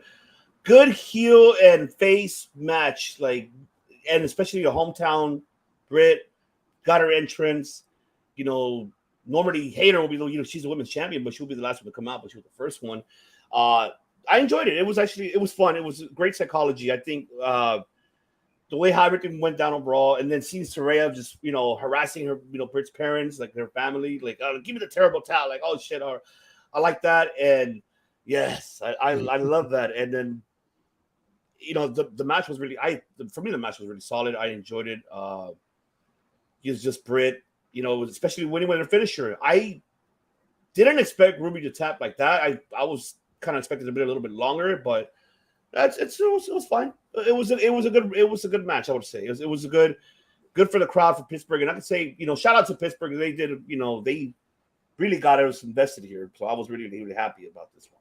That Pittsburgh crowd is always hot for AEW, and it's more than just for Britt Baker. They always have a really good crowd reaction. And, I think that it's cool because you don't really see that in WWE. Like, the Pittsburgh crowd for WWE just seems like any other crowd. But when they're here for AEW, they are invested in AEW. Yeah, I agree with that. Matt Callis, break it down, brother. So it's a little bit of a coincidence that, I'm not doing a curveball, but I'm quoting, this is Pittsburgh's baseball team right now. And they just picked up, I know it's unrelated, but they just picked up their 6th win over the Cincinnati Reds. And they're my favorite baseball team as of now. I've always loved Pirates, the Pittsburgh Pirates. They have the same color as the Steelers. And I think they're pretty high up. I think that crowd's like, yeah, we just got that win over the Reds. We've been whooping the Reds' ass all week. Sorry, Cincinnati. But on top of that, I if anything, I'd say Jamie Hayter works as a babyface. I think she kind of has to lean into kind of how you guys remember Victoria? Of course. From back, 03 with Stevie Richards. There was a time I remember when Victoria first turned babyface, and she kind of eased into it pretty well. I think Jamie Hayter might be a babyface on kin with Victoria when she was babyface, because Victoria was a heel for such a long period of time. So Jamie's gonna have to find like her own way to ease into the babyface feel. As for Saraya, this is, I guess, the second time around I've seen her in the advocate manager role. I definitely like this more than how she was with the Kabuki Warriors, because she has more of like a reason and a history with Ruby and Tony. Her and Tony are Britannian. Her and Ruby are punk rock, heavy metal, all that music, and fashion, whatever. But I think this is a better fit for Saraya as a manager, and she has more of a reason. It seems like she has more of a reason, motivation, because with the Kabuki Warriors, it just feels like they just here, be their manager. Like somebody just sent her to do that, and this is like something out of choice, more or less. So this is more like a good fit. Maybe we'll get a little bit more of that British, that British flavor of heel. Dun, dun, dun, dun. Maybe she'll use the Union Jack at some point. Who knows? What? Why? What? At Wembley, she'll. God, I missed you, Matt. I missed you, Matt. Yeah, the Union Jack's the British flag. You know that, right? Yeah. No, I know, but still, I don't see her doing that. I don't see her doing that. This girl's punk rock to the core. She's gonna come out the red coats. Red coats. Maybe that's part of being heel. She'll wear Buckingham Palace uniform and just like jolly good night. Oh my God! Oh, Matt, this is why we miss Matt, because he always like. Yeah.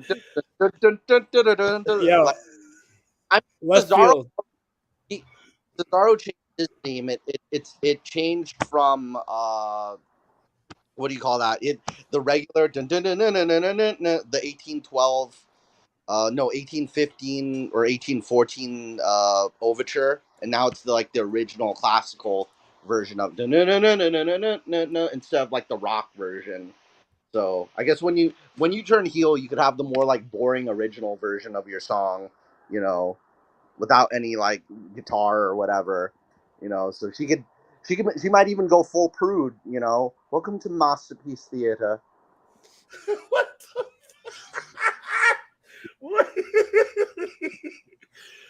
Oh, shit. Ivan, if you don't clip this, I'm clipping this. This has to be up. I'm clipping this. I'm fucking clipping this. I wonder if this should have been a curveball. Now, you know what? That's the title of this episode. Circle Debate 149 Masterpiece Theater. Masterpiece.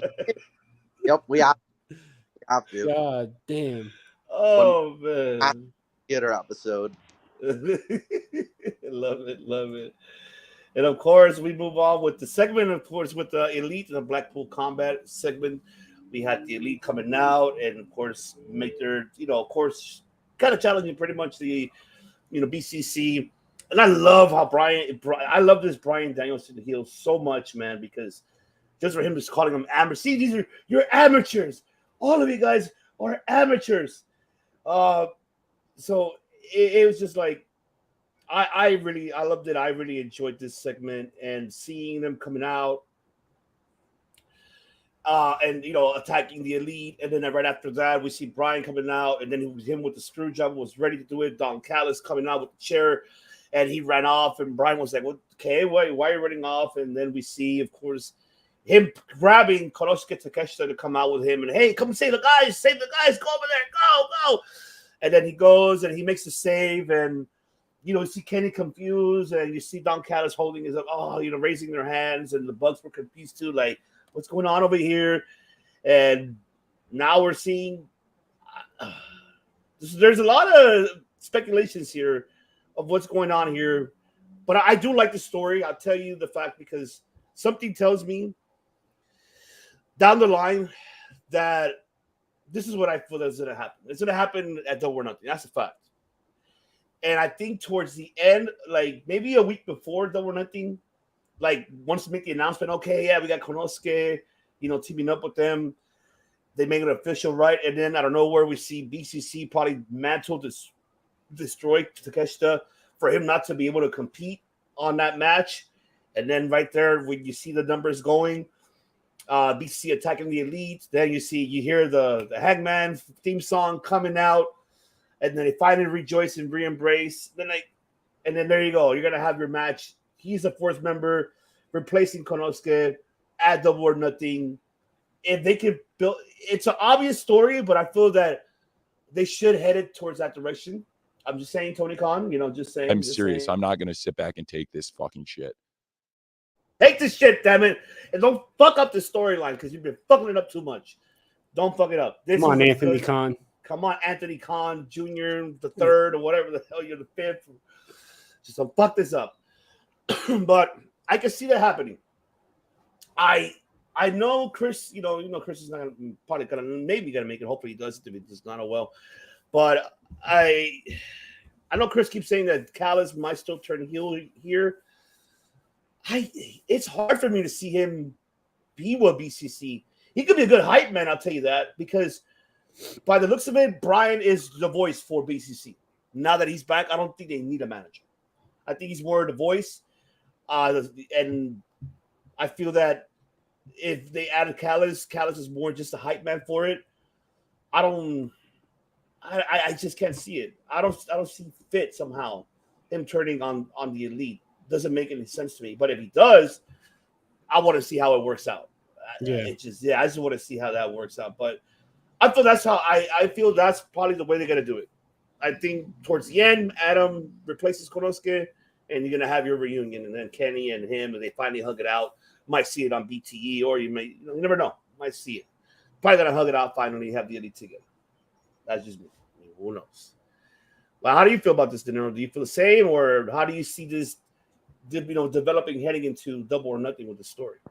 I definitely feel the same, because they already involved Hangman Adam Page. You're not just going to not have Adam Page here.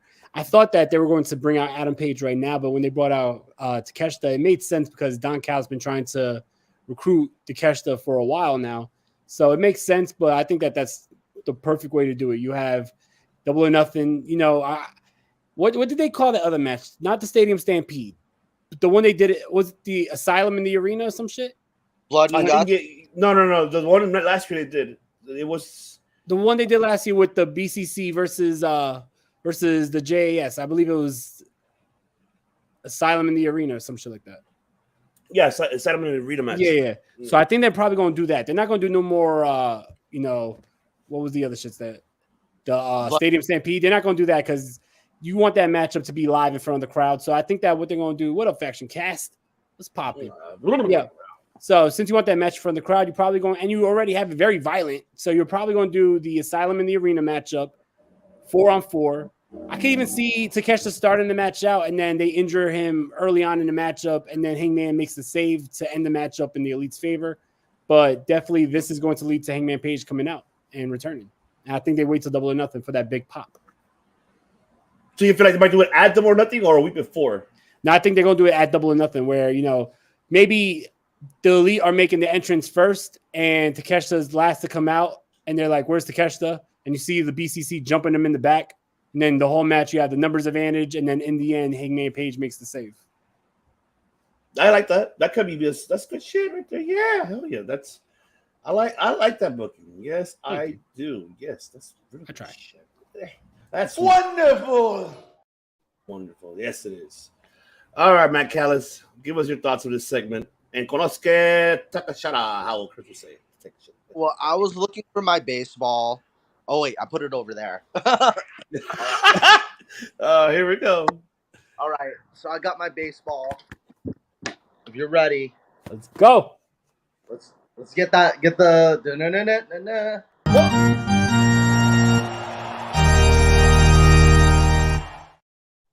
There you go. All right, so we've had Konosuke Takeshita. We've seen plenty of him already, but don't forget who else is a free agent that hasn't shown up. You guys already know who I'm talking about. I already know. Kota Ibushi, and he's got a history with Konosuke Takeshita.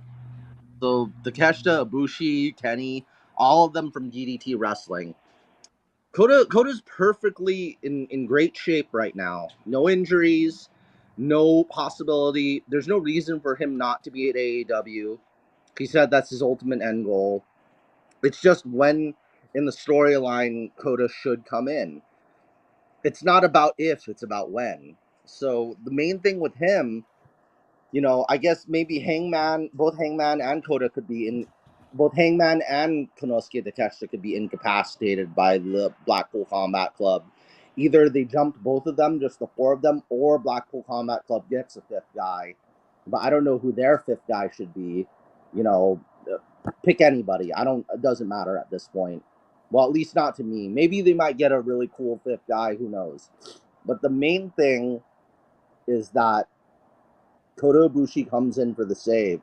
Because he was just at GCW wrestling Speedball Mike Bailey, so we know he doesn't have any injury issues.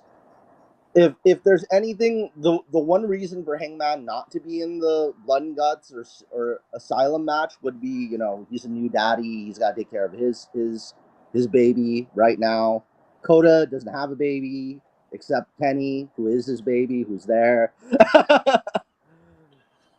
So. That's pretty much what. Oh, maybe Takeshita's also his other baby, or we got a word. The word for it in Japanese is kodomo, child. Is kodomo-san. I forgot. There's another word for son, but kodomo is child. So yeah, just to add to that, remember also Kenny Omega's contract is coming up, right? Maybe. I don't see him anywhere. I mean, to be honest, I do. I see him going. I see him leaving AEW because he said that he's goal orientated and he's already, done everything he could do in AEW. But I think the one thing that could keep him in AEW is them hiring Kota Ibushi, reuniting the Golden Lovers, have them in the tag team division. I think that's what makes Kenny Omega excited to stay in AEW. Kenny, one of the titles he's never held, other than the WWE title, is the Ring of Honor one. True. So, because he's already had the Impact one as it is, so I think he at least has to get the a feud with Claudio out of the way, because he's faced Moxley, faced Danielson. Kenny with Claudio one-on-one would be pretty good. I mean, they got to keep interferences to a minimum. Like, I understand they're both part of factions, but if they have a match with very minimal interference, maybe just like one or two run-ins, that's fine. And then we could see that in the build-up to Double or Nothing. If this is the match that they're going with, why not have that match? And maybe Kenny could take the Ring of Honor title in the meantime, and then you could also have, because Kenny has a long history with Ring of Honor. That's where he got his start. He was like he was sharing like small rooms and houses and hotels with like 6 or 7 other guys. When he was starting out, he made all of his friends. That's where he met the Young Bucks and blah blah blah. So there's a whole story with Kenny and Ring of Honor all together. Yeah. And then Kenny's a technical wrestler, and so is Claudio. So they could just off that alone, they could have the whole thing. They could even do maybe I quit or submission match or whatever, like surrender match. I guess I don't. WWE doesn't have copyright on I quit, right? I guess No. Oh, We've seen I quit in other promotions. Mm-hmm. Yeah. So they could do a I quit match with Kenny and Claudio, and Kenny's done the sharpshooter, and I love how Kenny does the sharpshooter. You know. No, that would be a great matchup. But I think another reason why I think Kenny is definitely leaving is you had the whole incident that went down with CM Punk, and now we see CM Punk is coming back. I think CM Punk is coming back, and Kenny is okay with it because he's on his way out. There's still a lot of heat between the Elite and CM Punk, and it looks like AEW chose CM Punk. So I guess that has to be another match that they have to get out of the way too, in my opinion. If they're willing to work with each other. Yeah, that's the whole thing. Besides, unless they want to make it a worked shoot. I mean, that would be, in my opinion. I know a lot of people want to see Will Ospreay, Kenny Omega 2 at All In, but if you want to sell out that fucking stadium in England, Wembley Stadium, you sell it out by doing Kenny Omega versus CM Punk. That's what I want. I want that. That's the biggest match they could do right now. 100%. And they have a lot of shoot stuff to work into it, so it could be a worked shoot, blah blah blah. You know, backstage, this that. You know, you and me, all that stuff. And if they want, they could add in some other rules involved. I don't know. Maybe they could add in some MMA rules. They could say, "Oh, knockout counts" or something like that, and like, "Oh yeah, Kenny trained in MMA and Punk, you know, had that whole UFC thing, and Kenny could diss him like, oh yeah, I'm better at MMA than you, and blah blah blah, and da da da." Like a lot of things you could do with that. Coda versus Punk. Jeez, like there's a lot of good matchups. Maybe Punk could be the fifth guy. Who knows? That's a possibility as well.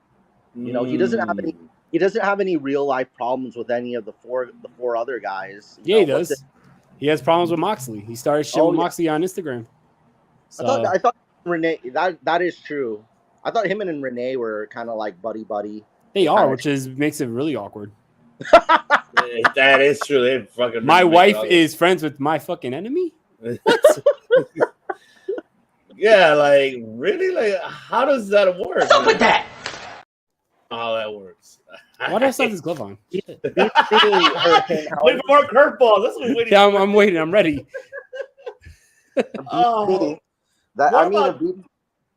Matt. What about this? Okay, what about if Konosuke turns on the Elite, joins BCC, and there you have your fifth member for them, and then you have Hangman Page and Kota Ibushi coming on, and there you have the Golden Elite together.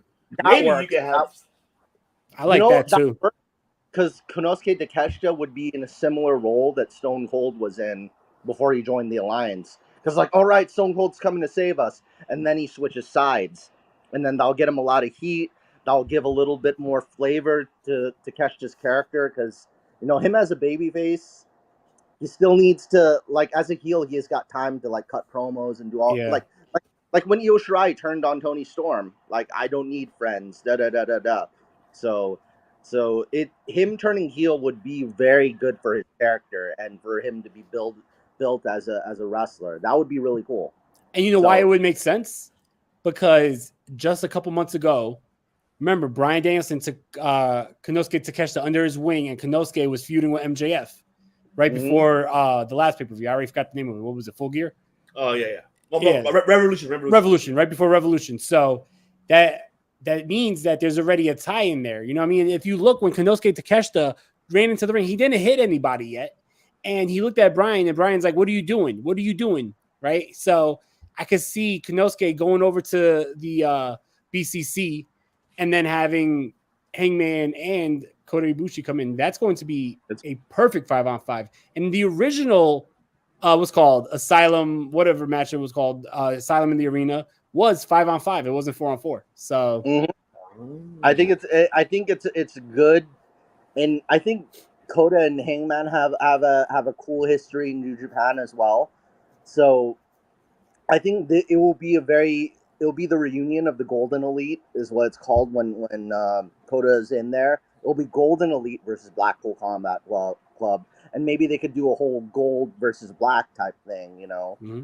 I think Blackpool. I think Kota Ibushi would also look pretty cool in like Blackpool Combat Club themed gear. So that'll be a whole thing in itself. I mean, not Kota Ibushi. Sorry, Konosuke Takeshita. Yeah. We'll see. We'll see how that works out. But I'm looking forward to see how how the story develops and continues. We still got a long way to go. We've got about a month away for Double or Nothing, so they have plenty of time to build up heading into that pay-per-view event. So we'll see. We'll see. And the hot potato. Skip. Next match. Next match. I think we should see. Jesus. All right, the hot potato one. Yeah. Fuck. You know what? Yeah, I'll Hey, yo, what the fuck? There you go. Jesus, man. Jesus. The fuck? Yeah, what is that, Matt? What are you showing? What are you showing, Matt? You talking about me? Yeah, what was that? Oh, that's just my to-do list board. No, the pink thing he was. Never mind. Oh, did I have a pink thing? Oh, probably with his finger. It's probably with his finger. Oh, no, but sorry. Oh, the hot potato, the AEW 24/7 title. Oh, I'm sorry. Oh no, a TNT title. But you know what? I'm not gonna hold back and not contradict myself, because I remember a while I did say I don't mind these two guys fighting for this belt. I said that, so I'm gonna keep my word with it. I did like this. It was fine. Just the only thing I say is the hot potato situation. Like, yes, okay. We're gonna have next week. We'll rematch next week. TNT title, Hobbs, Wardlow, and then Hobbs is gonna win it again. And like, okay, now he's 4-time, 5-time. No, man. They look. What I said, Tony Khan, was to have him feud for this belt, but one keeps it for prolonging keeping the belt, not hot potatoing the belt between each other. No. You made this your 24/7 title, and it's still, yes, it is the AEW TNT 24/7 title. It is not the TNT Championship. Yeah. Tell me he didn't just say that. I said it, all right. I said it because it's the truth. But this match was good. Good to see Double A R Anderson with him, which for me doesn't make any sense at all. Like, why are you bringing R Anderson with you? Like, that doesn't make any sense to me. Okay, you had Tully Blanchard, but that was different. Now you had this guy, Double A, with his Glock, and showing his crack, and like always, like I don't know. Showing his shit. It was like the TV. The TV was pointed at them. Like, oh man, come on, he's showing his crack. Jesus, don't want to see that. But congratulations to Wardlow winning in his hometown of Pittsburgh. See, Tony Khan, you need to learn. You got to break people's hearts when you're having people that are booking in their hometown. You didn't do it with Darby. You made him go over, and look what happened. He lost it. And now right here, you gave it a fucking powerhouse well on his hometown. You gave it to Wardlow in his hometown. Tony Khan, you need to stop doing this. You need to start breaking dreams. No more of that hometown winning shit. Fuck that. Let them lose in their hometown and let them go home sour as fuck. Who cares? Even if it's on my hometown, Los Angeles, hometown of De Niro's, New York, doesn't matter. Break people's hearts. Who cares? That's fucking bullshit. You're bullshit there. You keep doing this shit, Tony Khan. You're bullshit. Tired of it. They broke some hearts later on in the show. Oh yeah, we're almost there. Yeah. But you can't win a title every time you're in your fucking hometown. No, you can't do that. I mean, shit, the amount of times they go to Chicago, a fucking CM Punk is gonna be like a 19-time champion by the end of the fucking year. By the end of the year, right? Oh, go ahead, Didero. Break it down. What are your thoughts? Man, to be honest, I think that this was, hear me out because it's going to be very contradicting, but this was the right thing to do, but just not the right time to do it. You know what I mean? I think that eventually the way that Powerhouse Hobbs beat Wardlow for that title, eventually Wardlow needs to get his revenge. But why so soon? Why couldn't this be at the pay-per-view? You could have even built this up for a while, have Wardlow off TV selling the injury. This matchup would have been a perfect TNT matchup at Wembley Stadium. I would have waited all the way till the summer. Don't do this right now. Have Powerhouse really, build him up, have a good reign with that title, go against top guys, destroy them. Really make him a star. And then when Wardlow comes back, he could take the title back, and it's going to make Wardlow even bigger because he beats a guy who was a freaking monster instead of being a guy who just got the title a couple weeks ago and then drops it again. It's right move, but bad timing. Too soon. It's weird because, it feels like AEW listens to the fans and they listen to the criticism, but I don't see anybody who's loving the way the TNT title is being booked, and people are criticizing left and right, and not just our show, but many other shows, but they still continue to do it this way. Yeah, you got a good point there. Get this guy out of here. You better watch this guy. You better watch it. I don't know about this guy. Yeah, you gotta watch this guy. You gotta watch this guy. But damn. Okay. I can't debate that. No, I can't. I'm trying to, but no, there isn't. All right, Matt Callis. I want to hear your take on this. The hot potato, the 24/7 AEW title. I gotta say that the QT Marshall TMZ faction is pretty cheesy. Like it's got a lot. It's pretty cheesy. I know they're heels, but that's like extra cheese on cheese on cheese on cheese. That's lactose intolerance. I got to tell you guys a fun fact about TMZ. Do you guys know what TMZ actually stands for? Actually, no. No. It means 20-mile zone. And Really? they don't, the paparazzi doesn't go 20 miles beyond Hollywood, like 20 miles from Hollywood. So that's like the whole idea. So maybe you could Wardlow can play a joke on them. It's like, I'm past 20 miles. Can't get me now. No. something stupid like that.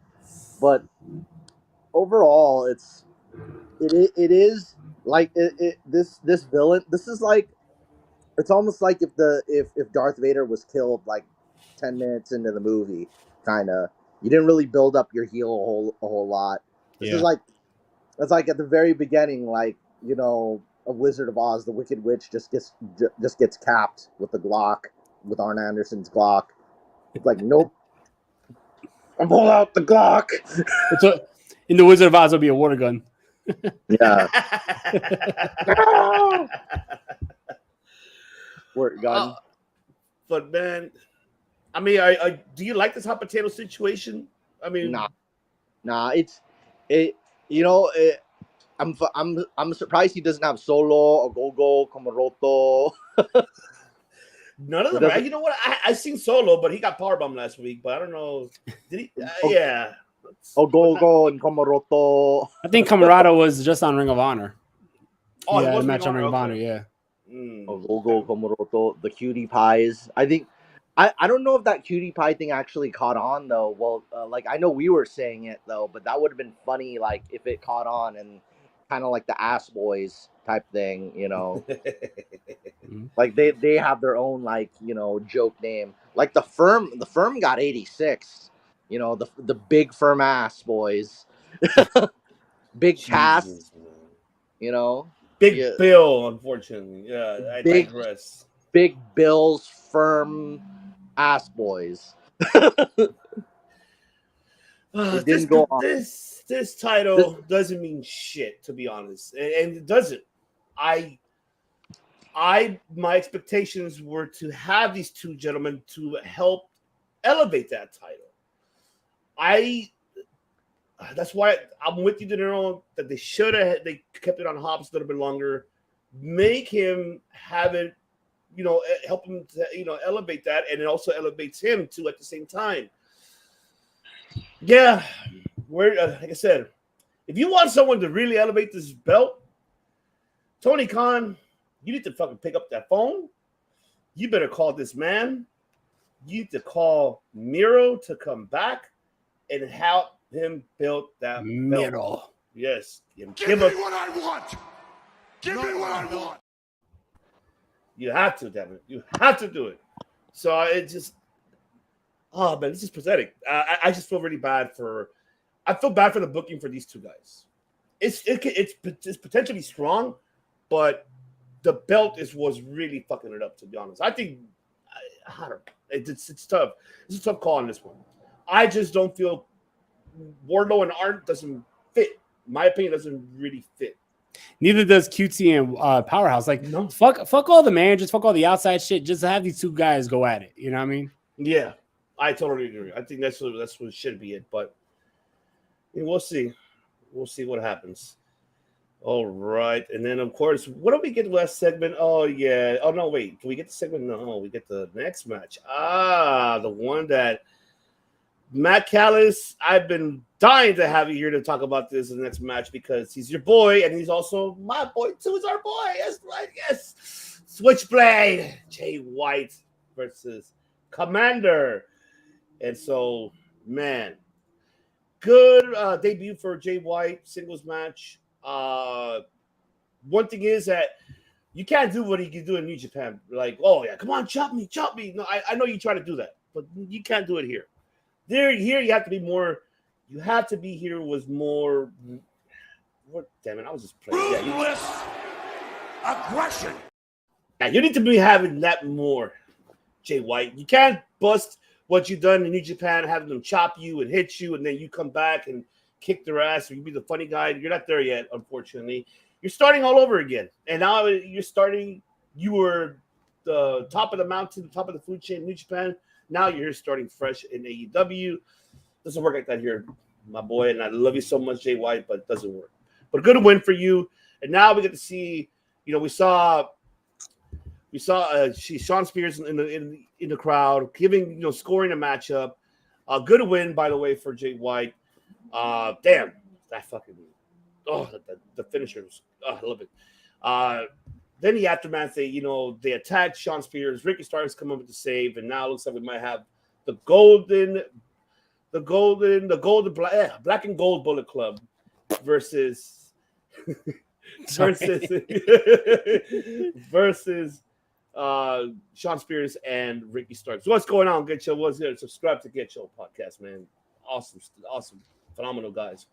But man, and also I guess the announcement happened, this match, or I think before. I don't know if it did happen. But I'm going to save Commander for last one. Well, you know what I'm going to say right now, folks. Congratulations, Commander. You're all elite, blah, blah, blah. But Commander, I just got to tell this to Tony Khan. I got to tell this to Tony Khan. I have to. I'm here to tell you right now, we don't care. Let me tell you something. We don't care. Jerry. No, I don't. Like, you're oversaturating, damn it. What are you going to do with Commander now? What are you going to do? You're going to have him go to Ring of Honor? This is what you're going to do? Have him go in there? Like, I'm happy for you, Commander. You got signed. You're getting paid now. But what are you going to do? You're not going to get booked, right? I don't. Name too. Yeah. Commander. Maybe the Commander. The Commander. Commander. Like, geez. Yeah. But, yeah, you know what? Go ahead, Dinero. Take it away, man. Take it. All right. Well, this might be a need to hit that debate of the week. I'm thinking AEW's fucking up. All right. I'm going to hit it? Just hit it. All right. Hit it.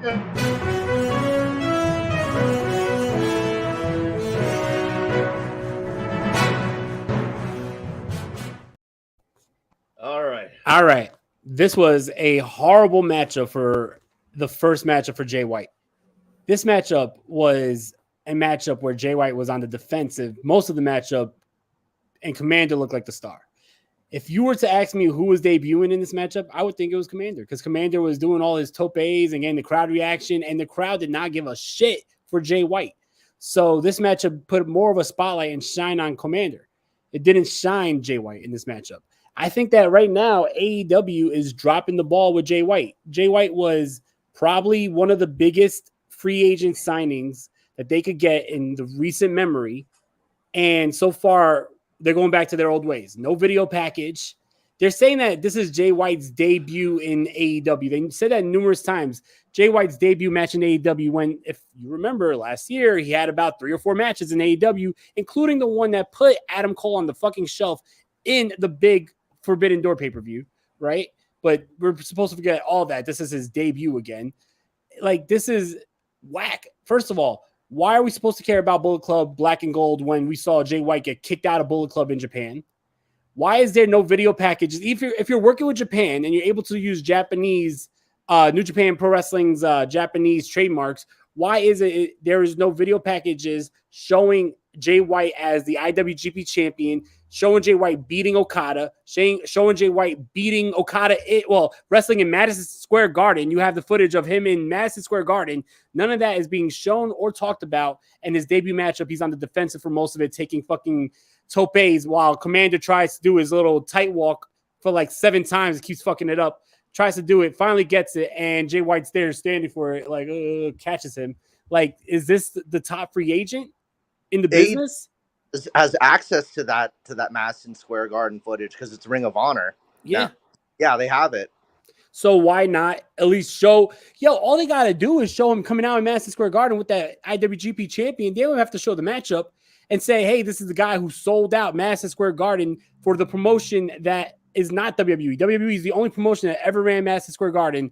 The one time it was ran by another company, the man in the main event walking in as champion was Jay White. They don't even talk about that. There's no video packages. This is the old AEW shit that we used to talk about. You know what I mean? I remember I was saying a couple weeks ago, AEW is starting to learn. You see video packages. They're explaining things. This is good. This is everything that we said it's not. And now Jay White, who you would think you'd go above and beyond to make seem like a big star because he was sought out by every promotion because he was the top free agent. And we're just going to act like he's another guy in another feud. And to be honest, the way he helped Juice, it looks like Juice is the leader, not even Jay White.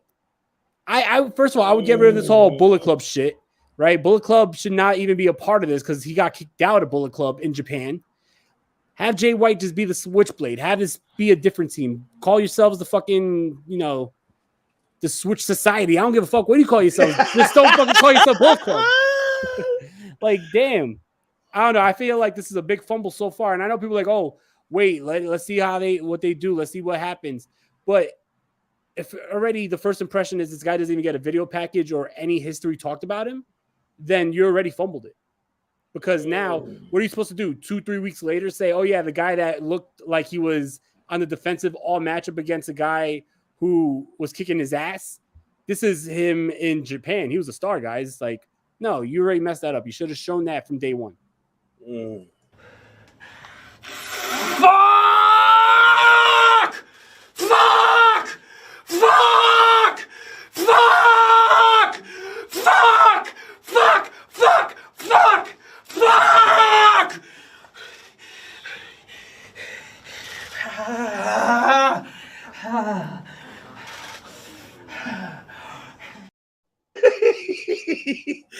Well, there's a promo there. You wanted the promo. Right? Oh my god! Fuck! That is the debate of the week. There, Jesus Christ! You hurt my heart, man. You just like you hit. Yo, I told you I'm back on COD. I'm back with a vengeance, bro. Oh, I had to come back. Vengeance. Oh, this is. Oh, you had bad points of a lot of things. That's why I said this is not New Japan with his match. You know how him allowing himself to get chopped and get soft. Mm-hmm. No, he should have came in, hit the fucking Uranagi, hit the Blade Runner, 1, 2, 3, squash Commander. Oh, we didn't even see the Uranagi. Oh, yeah. You're right. It should have been a squash match. I'm sorry. This went like 15 minutes and Commander looked like the star. To the point that Commander got signed off of this matchup. Damn. At a point, man. Fuck, man. I don't know. Mike Ellis, can you debate that? This is the debate of the week. I mean, I'll say this is a better fit, not for AEW, but for AAA. So, because I was saying that this match is basically what would have happened if Jay White did AAA instead of AEW. Because I think right now, I think AAA could use Hio of Del Vikingo as their current champion at the moment, right? Mm-hmm. So I think, and Kenny was the AAA champion, and then another former AAA champion that AEW has is Jeff Jarrett. And when Jeff Jarrett plays, and Jeff Jarrett and Jay White are both not higher, so I think they'd be better. Like, you know, like they could give more promo type thing for that title, because right now the main card, the main event picture is kind of what do you call that? Is the main event picture in AEW is very saturated. So right now you can, until a big time feud opens up, what you could do with Jay White is probably, like, I guess, send him to AAA and have him kind of dominate there, kind of the same way Jeff Jarrett was when he was in AAA. So you do something like that. Commander overall, you know, it's like we've got Ray Phoenix, you know, he's cool and all. I don't know how Commander's English is. I haven't heard him talk. I mean, he looks cool. It's very commanding. Yeah, very commanding. He's very commanding, all right? Does cool moves, but, you know, I mean, you really, once again, I'll bring it up with you, Mike. You definitely have to be the full package when you're here, especially when you're in the main event picture. You can't just be good with the moves, or only be good with the promos, or only be good with the technical. You have to have it all. If you want it, you got to have it all if you have the belt. Otherwise, you're a transitional champion, more or less. You know, I feel like the better thing to do with Jay White, like, I know we're going to get into Chris Jericho and Adam Cole, right? But I would have brought Adam Cole back with a vengeance. Like, I missed 1 year almost because of Jay White. You knew Jay White was coming in. Why not have Adam Cole call out Jay White, and then he wants his revenge, and then you have Jay White versus Adam Cole going into Double or Nothing? Oh, you know what, guys? I actually have a curveball right now. And I really have my glove back on. So. Here we go. All right,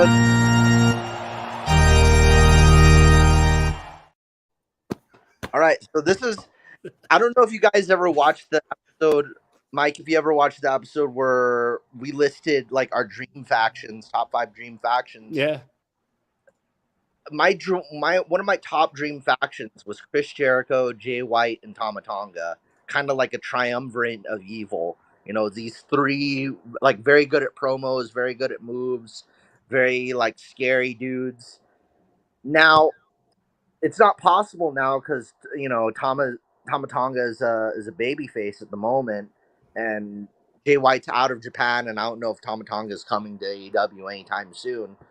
But what I had in mind, this is my curveball, is that maybe after Adam Cole beats Chris Jericho in this feud, if he does, is that basically the JAS kicks out Jericho, and Jay White can take over as the new leader, and he can make that his faction, and he can name it whatever the hell he wants. You can call it like the fishing wharf number 5 or something.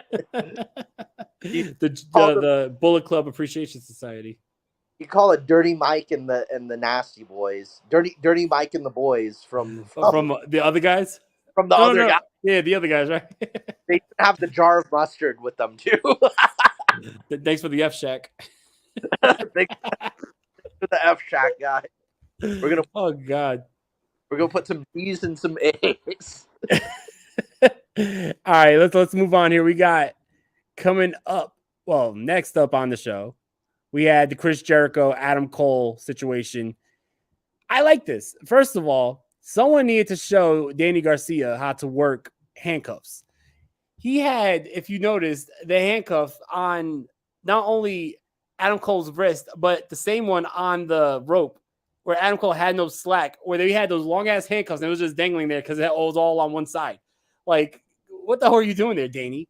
But other than that, I think that it was a really cool segment that was able to incorporate other feuds. I like how they incorporated the Outcasts and Britt Baker in this. I like how, just like Ivan was talking about, they broke Pittsburgh's heart by having Britt Baker destroyed right in front of her parents in her hometown by Saraya, Ruby Soho, and Toni Storm.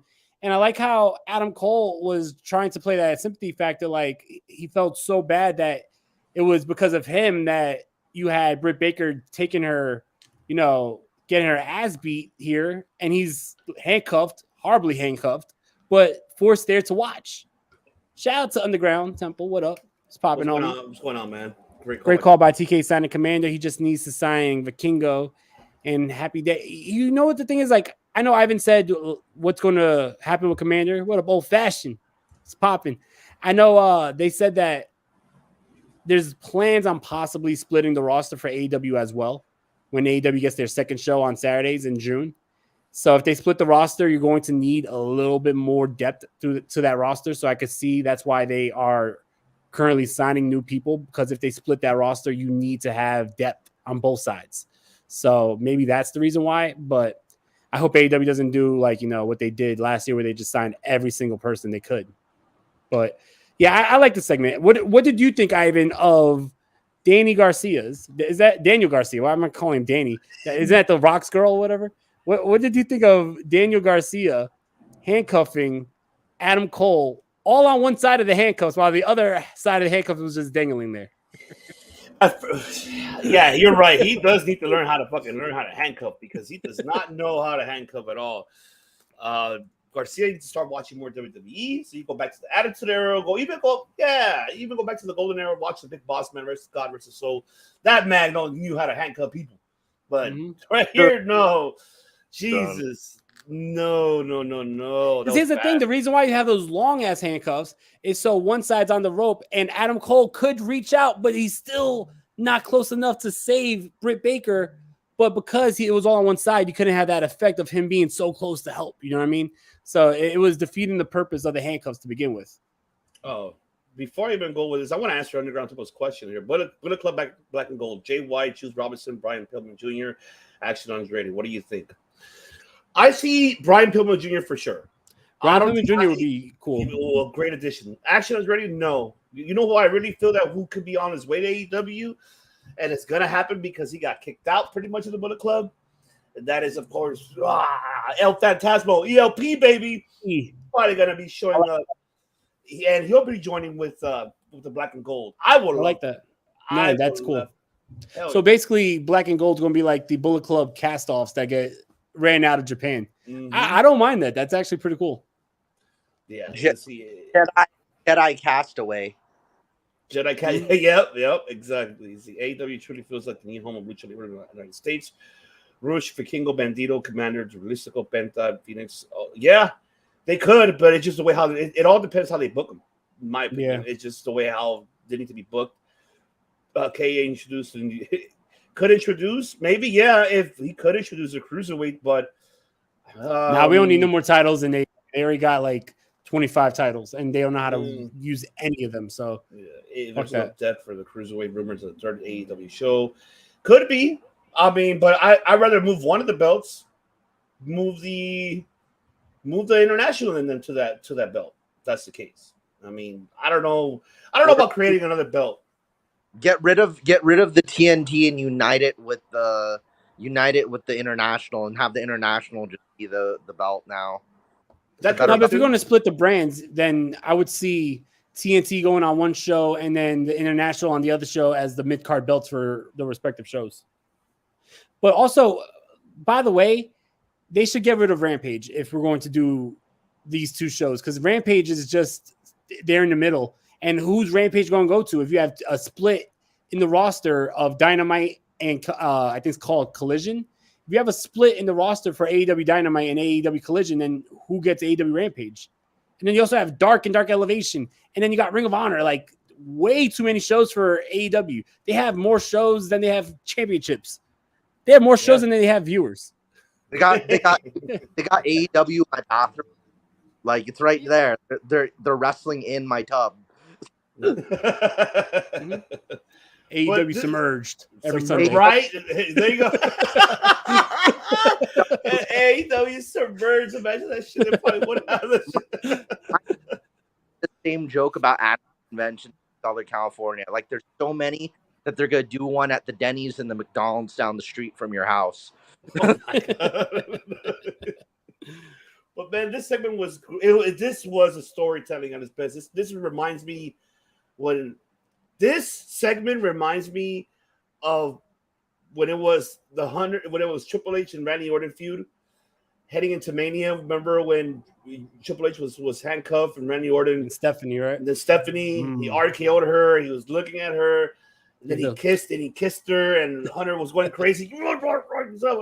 Like, you know, like that could be the case too. Like, I mean, it's too much. But yeah, I like the story. It's great. What they should do, maybe. And I know, like I said, I hear them because I want to get their opinion. I want to hear what they have to say. I hate to say this, but I'm gonna have to say it. I know I never say it. It's rare when I do it. I have to agree with piece of shit Brian Alvarez. I have to. This because he made a good valid point. Might as well make an intergender Jericho and Saraya versus Adam Cole and Britt Baker, and then you could save Adam Cole and Jericho for the All-In show, maybe one-on-one. Maybe you could do that. Yeah. I wouldn't mind that. You know, guys, I'm really surprised Anna Jay and one's doing the beating or whatever. Maybe Anna Jay and Ty Conti could join whatever that's the Outcast or whatever, because they're still part of the JAS. They haven't turned babyface at all, you know. Yeah. So like, what's going on? Like Ty Conti was there, you know. Like, what's up? Like, I don't get it. Yeah, I'm with you on that too. That honestly, I did question that. I'm like, why didn't Anna Jay and Tay Conti do that? I think that would have made absolute sense. But I get it. You want to have the Outcast. The current story. Yeah, the current story. So it kind of makes sense in a way. Maybe have them join in with the Outcast though, or something. Like it was like, hey, so, like the Outcast gets 2 more members. That way they could be more like, oh shit, they got the numbers advantage. Like anytime the heels have like the numbers advantage, or you know, because you usually like the good guy to be the underdog. Yeah. So the good guys to be outnumbered or whatever. So I mean that wouldn't be too bad. You know, it was like you could never have too many bad guys in the world of wrestling. You know, you could have 2 guys, but too many bad guys. Nah, yeah, I agree with that. Heels make promotions, but I think that. Another thing is Adam Cole better have some ruthless aggression next week because, bro, he was like on the verge of tears. Like, I'm so sorry to Britt. And when they're like destroying Britt, please stop. Please hit me instead. Please. No, this man should have like Triple H. If you remember, Triple H was like turning red. Like, if I break this fucking handcuff, I'm going to kill you. Right. He was like foaming at the mouth, where Adam Cole was like on the verge of tears. It's like, no, Adam Cole, you need to fucking want to kill Jericho after this. Like, come on, hit me instead. Please don't hurt her no more. Like, it should have been like, yo, I'm going to fucking murder you when I get out of this handcuffs. You know what I mean? But instead, we had Adam Cole. And that's the thing that I was saying, like, they brought Adam Cole back a little soft. You know what I mean? I think that before we went to the Jericho feud, with Jay White coming in, you could have did Adam Cole versus Jay White. He calls out Jay White for injuring him. Hey, I'm pissed off that I couldn't wrestle for the last 9 months. I want the guy who put me on the shelf. So that would lead to that match. I got 2 for you, Mike. Adam Cole more like Adam Cole more like Adam Charcoal. Yeah. Why? Because he's getting burned. Yeah, Adam Cole more like Adam Pebbles. What the fuck? Yeah, because he's softer now. Charcoal's a lot softer than regular coal. So we're comparing him to charcoal. Like, oh god, I could smash charcoal with a hand. I could just throw it on the ground and it shatters into little bits. Man, you just made me want to grill now. And I'm like just going outside and grill, like literally just have a nice tall beer. Oh, baby.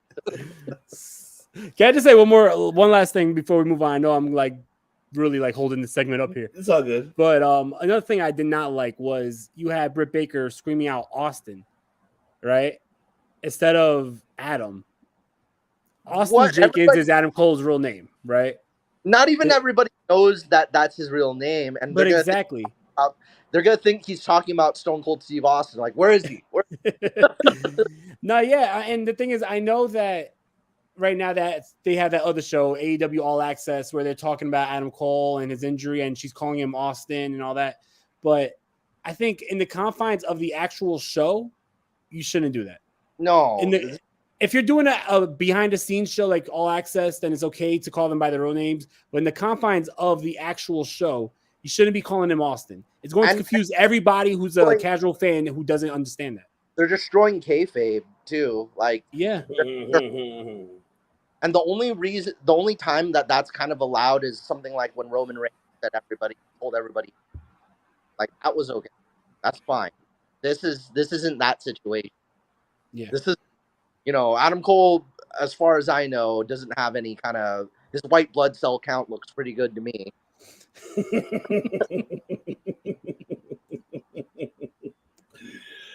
God, I love it.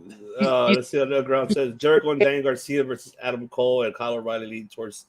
No, Kyle's going to be out for a long time. Yeah. Maybe He's Bobby got Fish. neck fusion. Yeah, maybe Bobby Fish. He's healthy. I think maybe Bobby Fish could be the one. I wouldn't mind seeing a Garcia and Bobby Fish match. I think that'd be pretty solid. Yeah. Oh yeah, I think it's very good technical shit. But I like this. I know I get you. It shouldn't be Jay White, but I think this. I like where it's going with, and like I said, Jericho is a good joke. But he's the greatest Jericho of all time. The Tom Brady professional wrestling. Damn it. What do you think of my idea? I don't know if you heard this of Jay White taking over the JAS.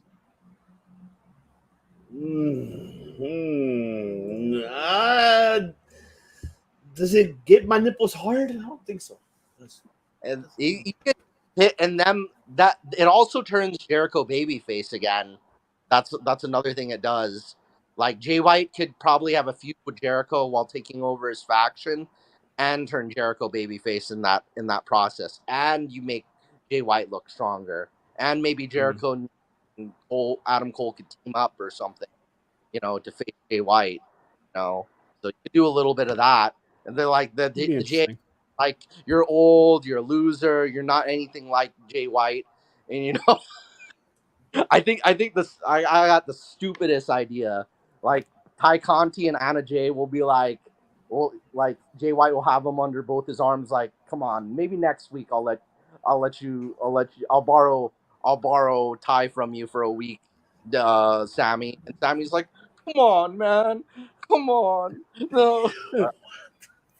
And Jay White's like, what the fuck? I'm the best in the world. I'm Jay White.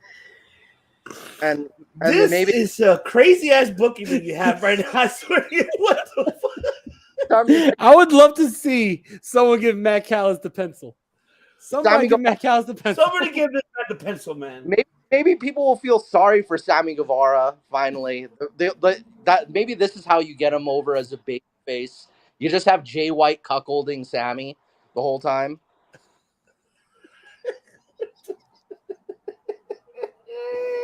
Jay White's like, that's why I'm the catalyst of pro wrestling, and I'm borrowing his wife. Just like, how does it feel? How about a taste of your own medicine, Sammy Guevara? What the fuck, man? This is why we miss Matt, because of all these curveballs that he throws. Jeez, yeah, man. I'm David Bednar, pitcher of the Pittsburgh Pirates. You should have been there.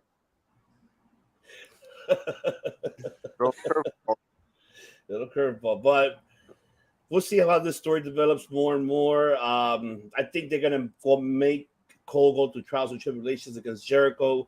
You want to fight me, you have to go through Garcia, which you already did. They'll probably do it again. He'll go through either Angelo Parker, Matt Menard. I don't see, of course, Sammy's out of the picture, so Jake Hager and then Jericho. So it does give it some time. Maybe they could do it. Maybe the following week I could see Adam Cole busting a promo. We're here from Adam Cole, and then you see Adam Cole, Jericho. You want him to be that ruthless aggression. Maybe he could have that on the camera. You're right on one thing. They're really fucking up the kayfabe with the whole Austin. Yeah, I'm so sorry. I'm sorry. It was, man, I think TK said in the chat that Adam Cole's acting here was fucking horrendous. Yes. Yeah, like I agree. Like, God, man, you worked in the WWE for a couple years. You would think that WWE would give you some sort of acting skills. Well, I mean, I think he oversold it. I remember that concussion probably he forgot a little bit about how to oversell on promos, but God act. bad act though. We'll see how it turns to be out, but I say next week Adam Cole makes.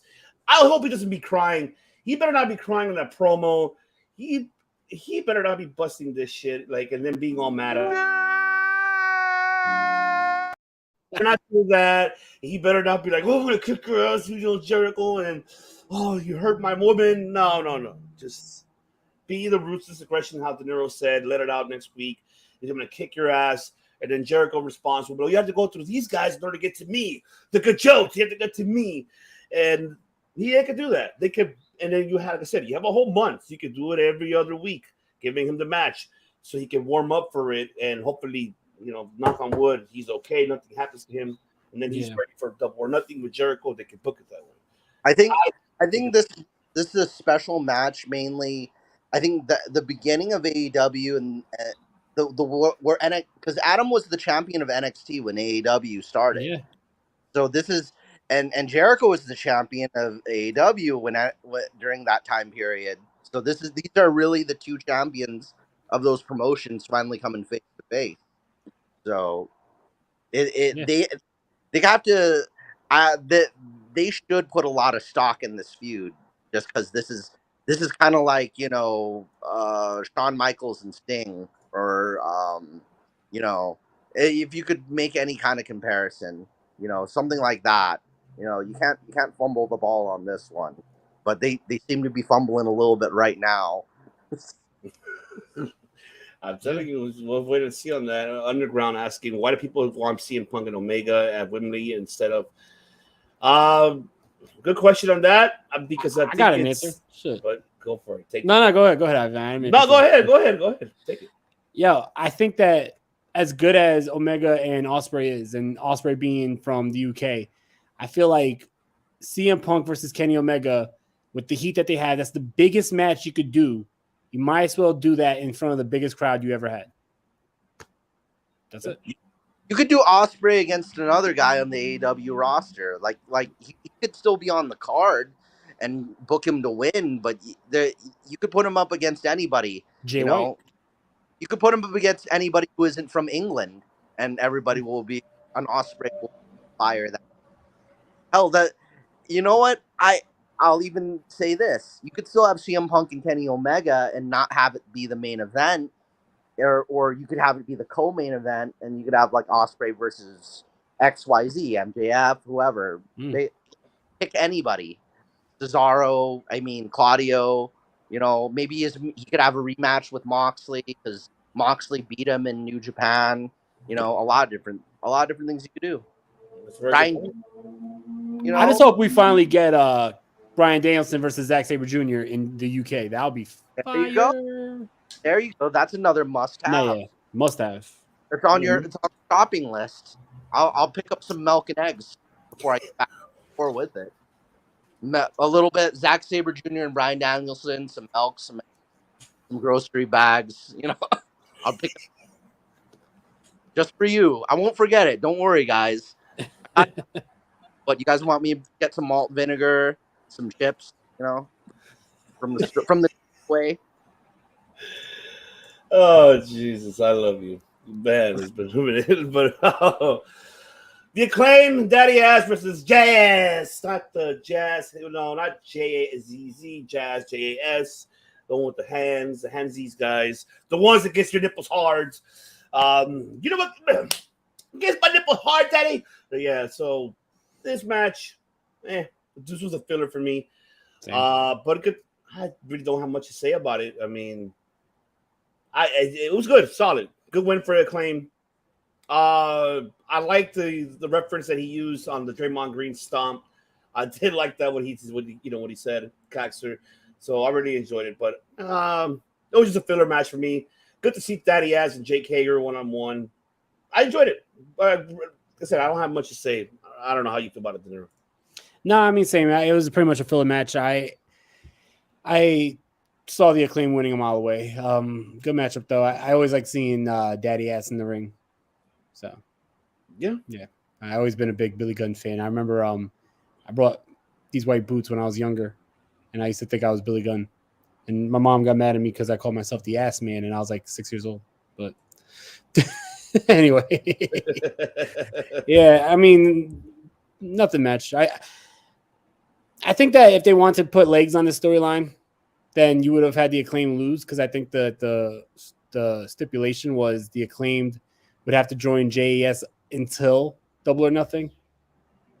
So if that was, I thought with that storyline, then of course the Acclaim was losing, but they ended up winning. So now I guess the storyline is dead, and you just got to go on to the next thing. Yeah, well, definitely. Matt Callis, how do you feel about this one? It's good to see Jake Hager back in the ring. You know, it's one of those things where I really don't get to see enough of the big guys against the baby faces. You know, I want to see like a medium regular sized big guy. I mean, medium regular sized baby face dude. You know, the smaller against these big baby faces and seeing them prevail. It's a regular, like, whenever there's no storyline to build up, this is just an easy, you know, psychological thing that you could get from the ring. Because, like, small guy, big dude, plain and simple. You're going to cheer for the small guy. You're going to cheer for the underdog. So you could, they're kind of missing their opportunity to use Jake like that. Maybe it's because he's busy with Bellator or, you know, vice versa, you know.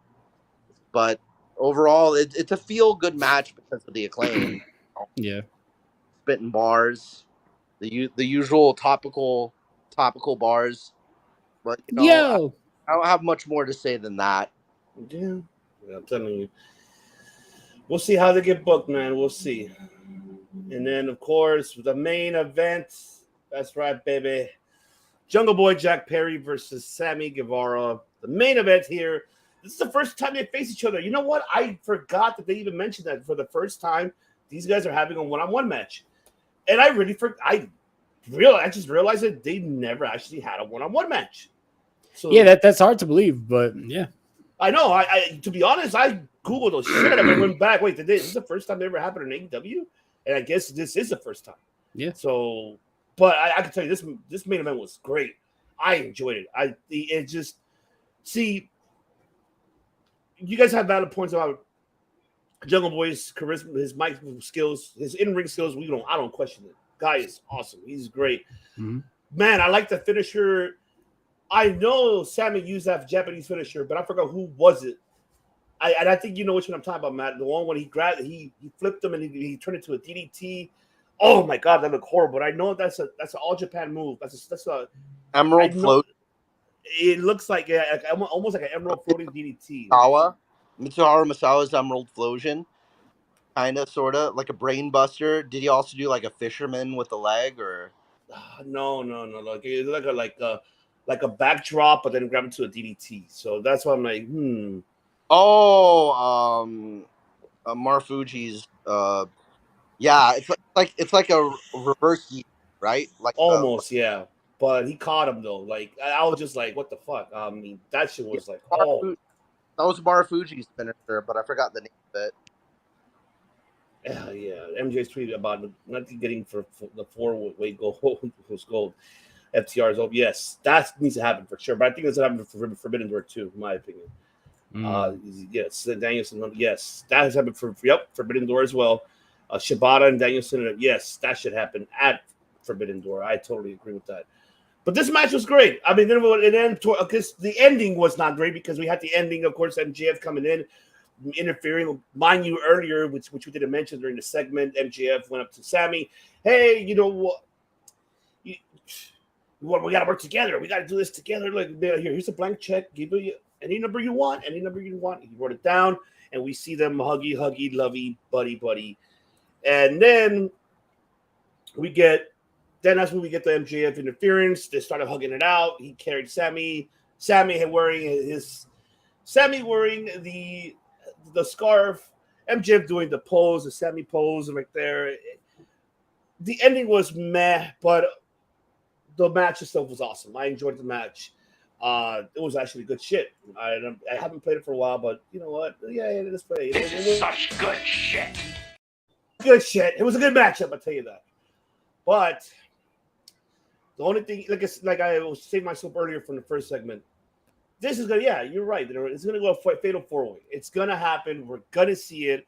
Eventually down the line, it's gonna be Tony Khan probably making, four of you guys are gonna face each other a double or nothing for the AEW title. MJF does not to get pinned, and that's why I already see that happening already. Yeah. And MJF goes crazy, like no, Tony Khan, but it's gonna happen. And but the match was great. I really enjoyed it. I think the match was solid, good stuff. Not mad of it. I can't wait to see more of this. Great win for Sammy, you could say, but not what I expected. But it was good. I enjoyed the main event. It was really solid. How do you feel, Dinero? Take it away. I'm right there with you. Great matchup. I was really enjoying the matchup. And like I said in the opening segment, I love that AEW gave us a surprise main event because this main event was not announced before the show. This is not often that they give us a matchup that was announced during the show. So I thought that was really cool. But yeah, cool matchup. The ending was a little I like the story. I know they're going to find a way back to the story, but I like the story of all four of these guys being the four pillars, but none of them could get along.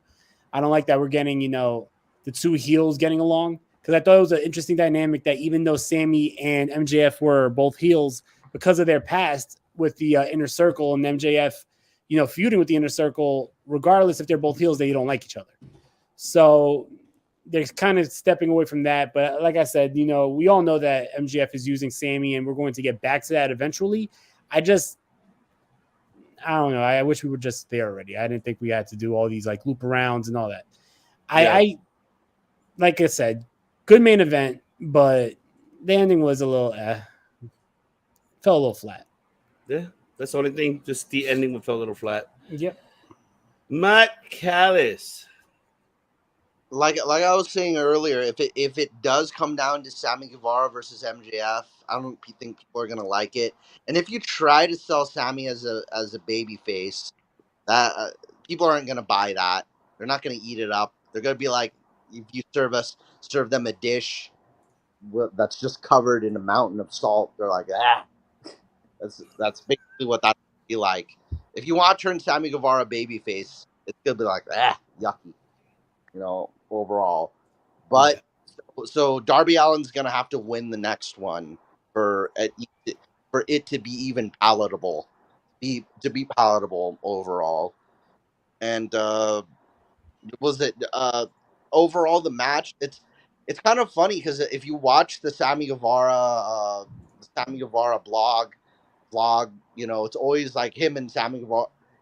These two are always goofing around together. Maybe there might be some references into the vlog into this, how they're all like buddy with each other all the time. I remember Marco Stunt and Sammy Guevara were like high school kids hanging out together, and that was that. And then Marco Stunt, Jack Perry, and Sammy Guevara are all like, just the usual, the kids you see down the block hanging out and going to the store and watching the same shows and sharing the same CDs. But, and now it turns into a match finally. So yeah, it's come to a head, overall. I mean, it's good to finally see the matchup, but maybe some more real life references would be kind of nice to them, each other. But next time around, Yeah. Overall, I thought that was a good Dynamite, though. I mean, it wasn't the best. Definitely a lot of ups and downs, but overall, shout out Simon Miller. Shout out Simon Miller. Ups and downs.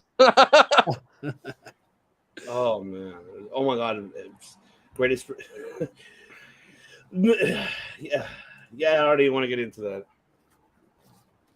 No, yeah, I agree. We're definitely still getting the 4-way. Yeah, I think we're Jelly Boy's jealous ways and coming in with Sammy and Darby means that we gotta get the 4-way. Yeah, no, we are gonna get it. I think it's gonna happen, and we'll see how the outcome of it is gonna be heading into the next couple, of course, weeks. So, I mean, yeah, we just have to wait and see. Hopefully, now let me just bring up, actually, as a matter of fact, I want to bring up the card for next week, ladies and gentlemen, because there's next week's Dynamite should be okay. It should be okay. I'm like, all right. So I saw only one of the match. Excuse me. I saw one match was announced already. Okay, so let's title it here. So let's see. Let's hit the preview for next week on next week's Dynamite. So let's put it right here. I'm going to put it very brief so we can discuss it, and then we'll give our thoughts about it. So yeah, of course we're gonna hear from this man. You're gonna hear from Tony Khan. You're gonna hear from me. Yeah, next week, Wednesday. Big announcement. Big announcement. I don't know what's he gonna announce, like always. Hopefully the video game. I hope it's a video game because it's 2 years later. But we'll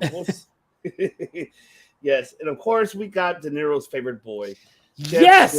Yeah. Oh my God. Really, yes. God. This matchup is going to be amazing. 5-star classic.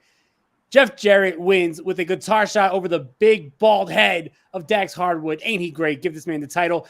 Fuck the 4-way for the world title. Make it a 5-way. Put Jeff Jarrett in there, the 4 pillars, and the King of the Mountain.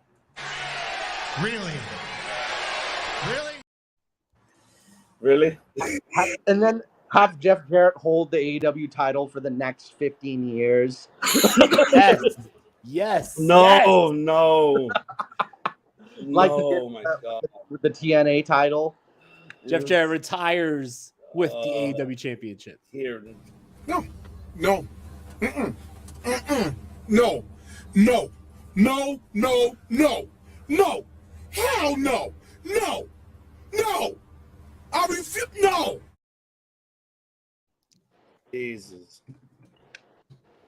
Oh my God. Yeah, no. Oh, let's see. Whose solo of the Bloodline Entertainment Network is it? Is it DeLorean with this content of straight faces? Oh, solo time? Is it solo? No, you know what? I am gonna give it a solo. Shit. Nah, you know what? No. Solo. No. I don't want to see that happening with Jared. No. And of course, we do have the Butcher the Blade versus Kenny Omega and Konosuke Takeshita for next week, happening on Dynamite as well. The Blade looks like Goldberg. Goldberg? No Goldberg. No. I said the Blade looks like Goldberg if you look fast. Oh my God, yes, he does look like Goldberg. Why do you cut your hair, man? You should have kept it on. Long hair was really. And of course, the International Championship on the line. Orange Cassidy versus Bandito, as Bandito will be returning after everything, after with the visa issues. Now he's gonna come back, so I'm happy to see him back. And of course, we do have the Pillars tournament, Sammy Guevara versus Darby Allin, of course, for next week. And I feel this could be the main event, and that is the TBS World Championship. Yeah.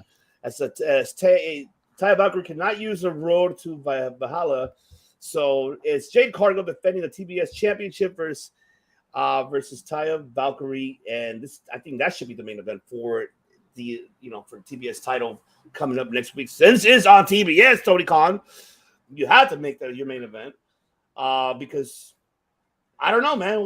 What are your expectations for next week's Dynamite? What do you think? Do you think Taya, Jade? What do you think? I think Jade wins, but we get the rematch at Double or Nothing. And I think Taya beats Jade. I'd rather see Karen. I hope you're not talking about Karen Jarrett. Please don't tell me you're talking about Karen Jarrett. Hey, if he's talking about Karen Jarrett, I'm talking about Karen Jarrett as well. Nah. No. I think that Jade beats Taya, and then we get, she's just edges it out by, the skin of her teeth, and then we get the rematch at Double or Nothing. Overall, this Dynamite looks a lot more stacked than last week's. So I'm excited. There's a lot of good match potentials here. Oh, yeah. Matt Callis, what are your thoughts of these next week's preview of Dynamite? I think the Konosuke Takeshita Kenny Omega match, that might actually be the turn that we're all predicting. That's where Takeshita turns and joins the BCC. That'll be then. And then the other one, the TBS title needs some new life breathed into it. Okay, I kind of understand what you guys are going for with the booking, but Taya's got to win. Taya's got to win, in my opinion. At least, I mean, but realistically, there's what I want to happen, and there's what I think will happen. What I think will happen is Taya doesn't win on this one, but she gets the next one where she could use Road to Valhalla. So it's gonna she won't use the Road to Valhalla. This one she'll lose, and then she'll get a rematch for the next one. Karen, oh, ain't she great? Oh, Jesus, Queen of the Mountain. Kurt Angle Solo! Yeah, I have Kurt to do that. comes out of retirement, and that whole storyline opens up all over again. Oh no! Don't do this to me. No. Why would you play games with me? Don't do that. Don't do it. But yeah, we'll see what happens next week. And there you have it, ladies and gentlemen. Great 2 hours and 40 minutes of fantastic here on the COD. Back again. He's back again. They're back.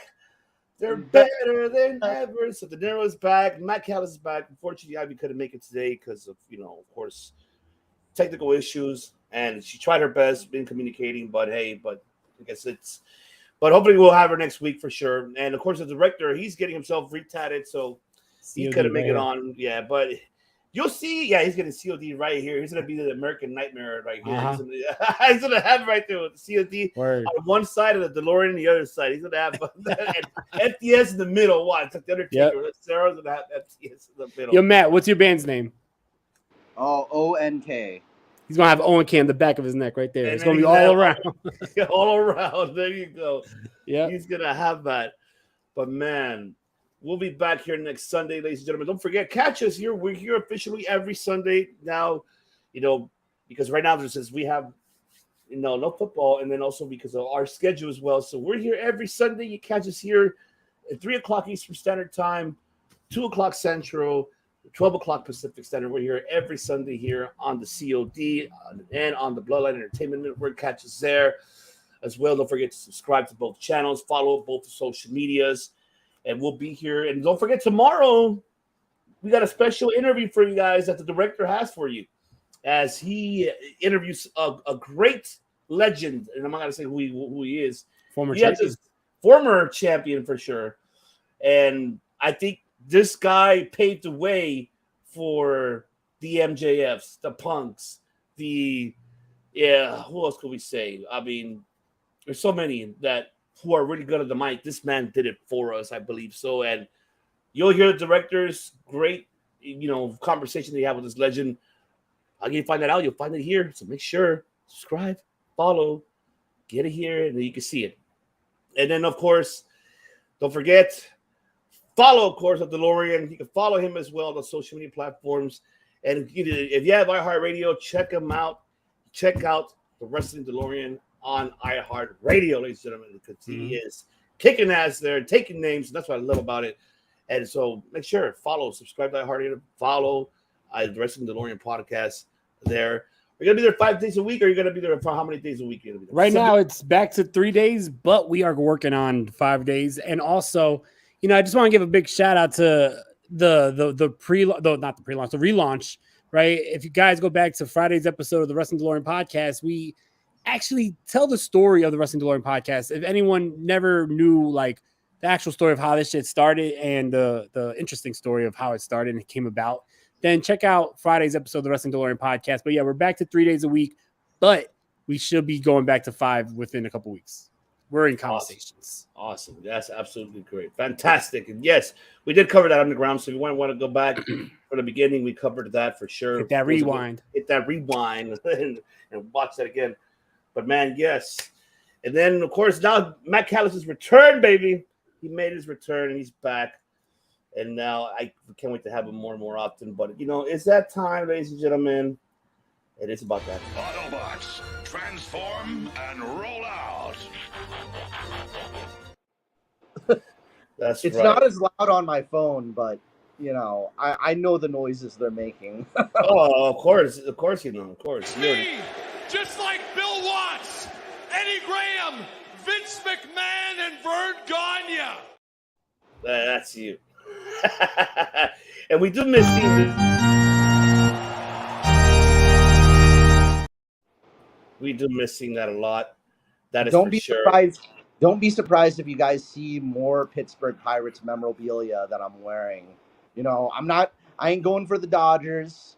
I ain't going for the Yankees or the Mets or the Angels. My team is the Pittsburgh Pirates because I'm a pirate. I'm all about pirates for the rest of my life. Arr. It's fair. It's fair. It's fair. Your team is who your team is. Yeah. But yes, don't forget, ladies and gentlemen, follow us, subscribe to us, all those beautiful things. Description right below. Hit it. Don't forget to tune in tomorrow for director's interview. I don't know what time. That's director's control, not mine. He's taking care of that. Just keep an eye on it. Right here. So keep an eye on that, ladies and gentlemen. The host, Devious One Ivan C. And of course, my man over here who takes you back in time.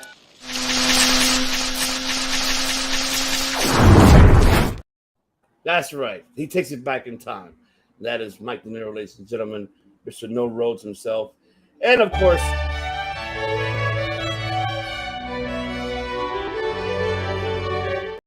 Invisible Man of podcasting because he's made his Invisible Man return. Yeah, I was wearing your wrestling DeLorean shirt to band practice the other day. My man. I went to sleep in it right after. So it was like your shirt kept me. Was it comfortable? It was comfortable. Great. That's right. See, we provide comfort. We provide comfort. Comfort and warmth. The clothing on each other's backs. Yes, we do. We definitely do that. We provide that merch as well. Hit up our merch stores so you can get your Wrestling DeLorean and Circle Debate merchandise. You see right there. You got that. I got the coffee mug right here. See the whole side of coffee mug. We're not shills, we promise. Yeah. My coffee mug's in my car. I was drinking espresso out of it like a few times in the morning.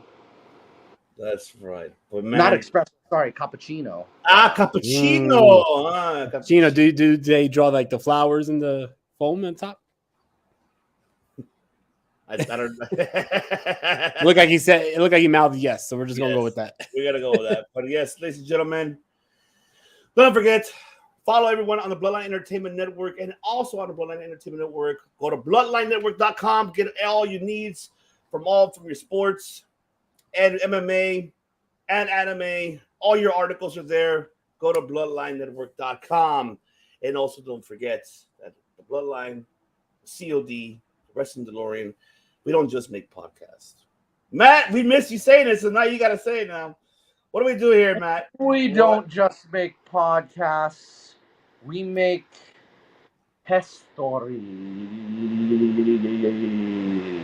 We make history. Must bid you adieu, a goodbye, mwah, and good night. Bang! Yes!